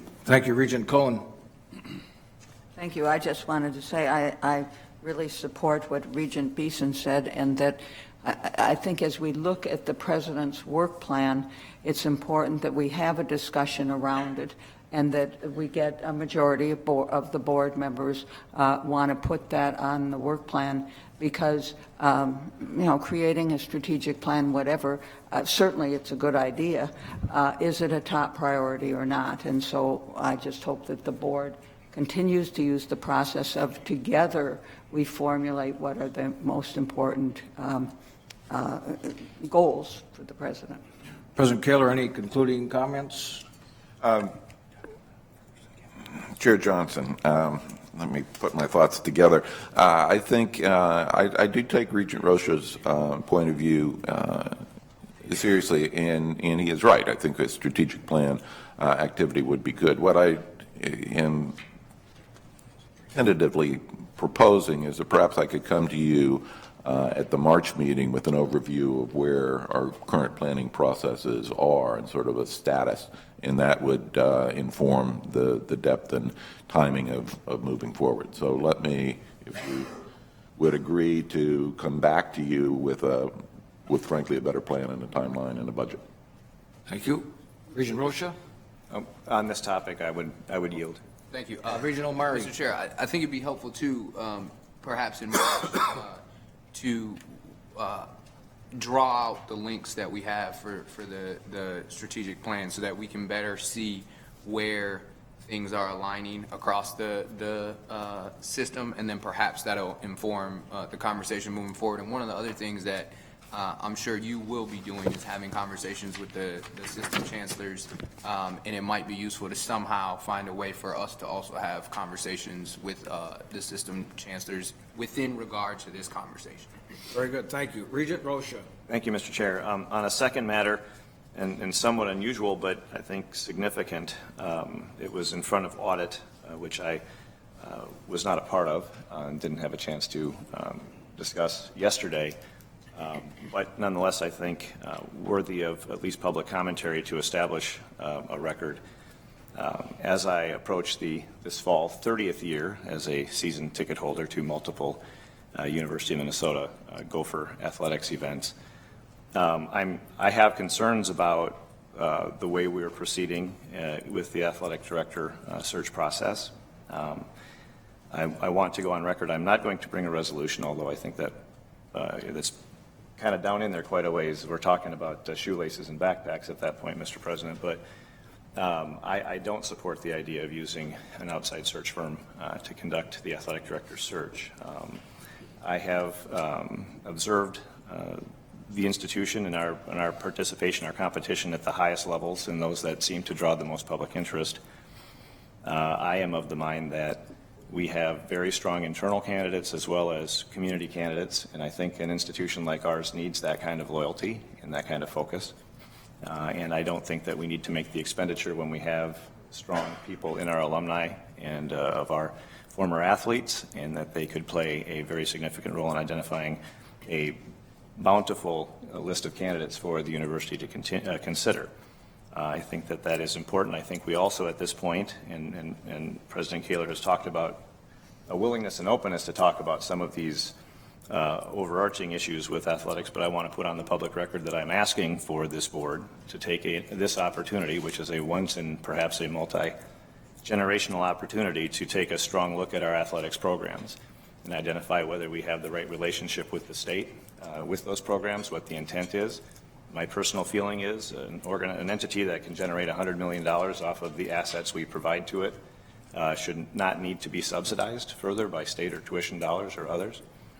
And that I want us to take this opportunity in that athletic director process to identify how we want to move forward as an institution with these programs, and that should be part of creating the job description for that position. I know a lot of people are paying attention, and I just think that they have a right to know that members of this board do consider these things and do have strong feelings about them. Thank you. Thank you for those comments. Regent Hsu. I know he's not bringing, Regent Rocha is not bringing a resolution, but I do support his arguments and his desire to not use an athletic or a search firm to find the athletic director, if at all possible. And also, I think it is important for us to set a direction, which you could include in the strategic plan that we just talked about, a direction for athletics in the future. Thank you. Regent Simmons. Thank you. Yesterday at the Faculty Staff Affairs Committee, we heard an important presentation and had a discussion on hiring top talent. And Vice President Brown, the head of HR, reviewed the whys and the hows that they, when they engage search firms was one of the issues and when not. And to me, our goals are to get the very best hire and to live by our principles of making sure that entry pool is diverse, making sure there is equity and opportunity. And so used appropriately within our principles to achieve our goals, I think a search firm can be very helpful. I don't know. I've never hired an athletic director, so I don't know that market. But if a search firm can be used to help us fulfill our principles, get the best talent, I have zero opposition to it and would favor it. I'm not going to make that decision because I don't know enough about hiring athletic directors, in spite of my robust experience in sports. Thank you. Regent Omari. Thank you, Chair. I think Regent Patty, my colleague, and I have the same wavelength because she took everything out of my brain and just said it. So. Any more response to Regent Rocha, Regent Anderson? You know, I've thought long and hard on this too, and I go back home and people complain about what the university spends, and they say, "My goodness, you spent $100,000 and it didn't work out so good." But I also look in the context of things. I've suffered like Regent Rocha. My dad brought me to Gopher football in 1967. I was there when they beat Indiana 16-7.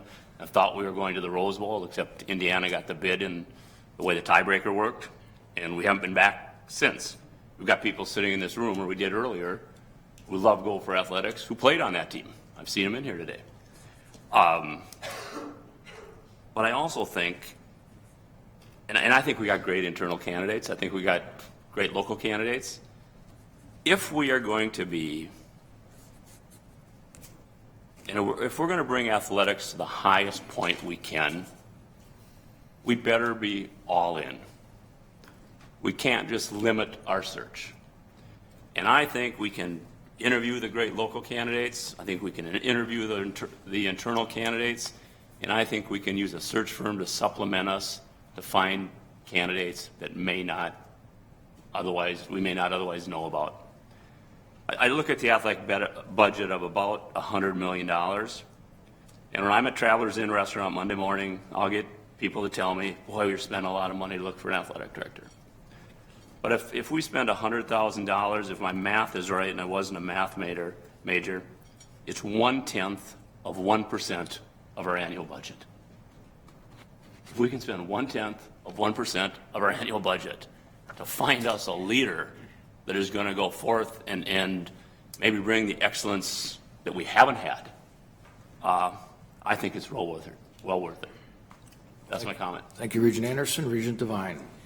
I don't want to reiterate anything that's been said here, other than the fact that I think that there's been a lot of discussion, both here, past, a lot of feedback from our alumni and so on about this topic. And I think that the way that it's been explained to me, we're leaving the President and Vice President Brown the latitude to be able to engage somebody to the extent that we need to have that person involved.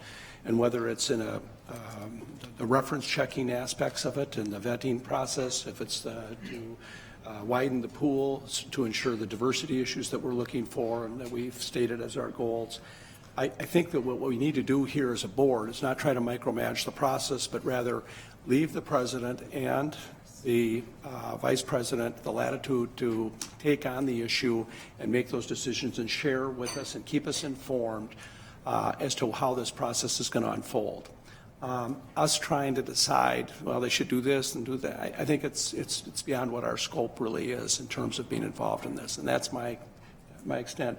So am I supportive? Am I not supportive? What I'm saying is let the process and report back to us. I think that we'll get the end result. And I think the feedback that we've generated here at this setting, in this public forum, is certainly going to be taken quite seriously amongst all the people that are involved in the process. So, thank you, Regent Beeson. Thank you, Mr. Chair. I support the President's decision to hire a search group. And it should be a fully engaged contract, I think. The cost of a search firm really dwarfs the upside potential of a great hire. What's the upside potential? A big-time bowl, success in football, success in basketball, success across the spectrum of all our men's and women's sports. And the upside financially we are under-revenued at this campus, and a great athletic director, that money will make this investment look very small. Okay, Regent Cohen, we're going to conclude here shortly. Regent Cohen? Thank you, Regent Johnson. I just want to say that I support many of the points that many of the colleagues made in terms of having a search firm for the athletic director, and I believe it's the President's call, and the human resource director, and so I'm content where it is. On that, I would entertain a motion to adjourn. So moved. Is there a second? Second. All in favor indicate by saying aye. Aye. Motion prevailed. Thank you very much. Didn't it?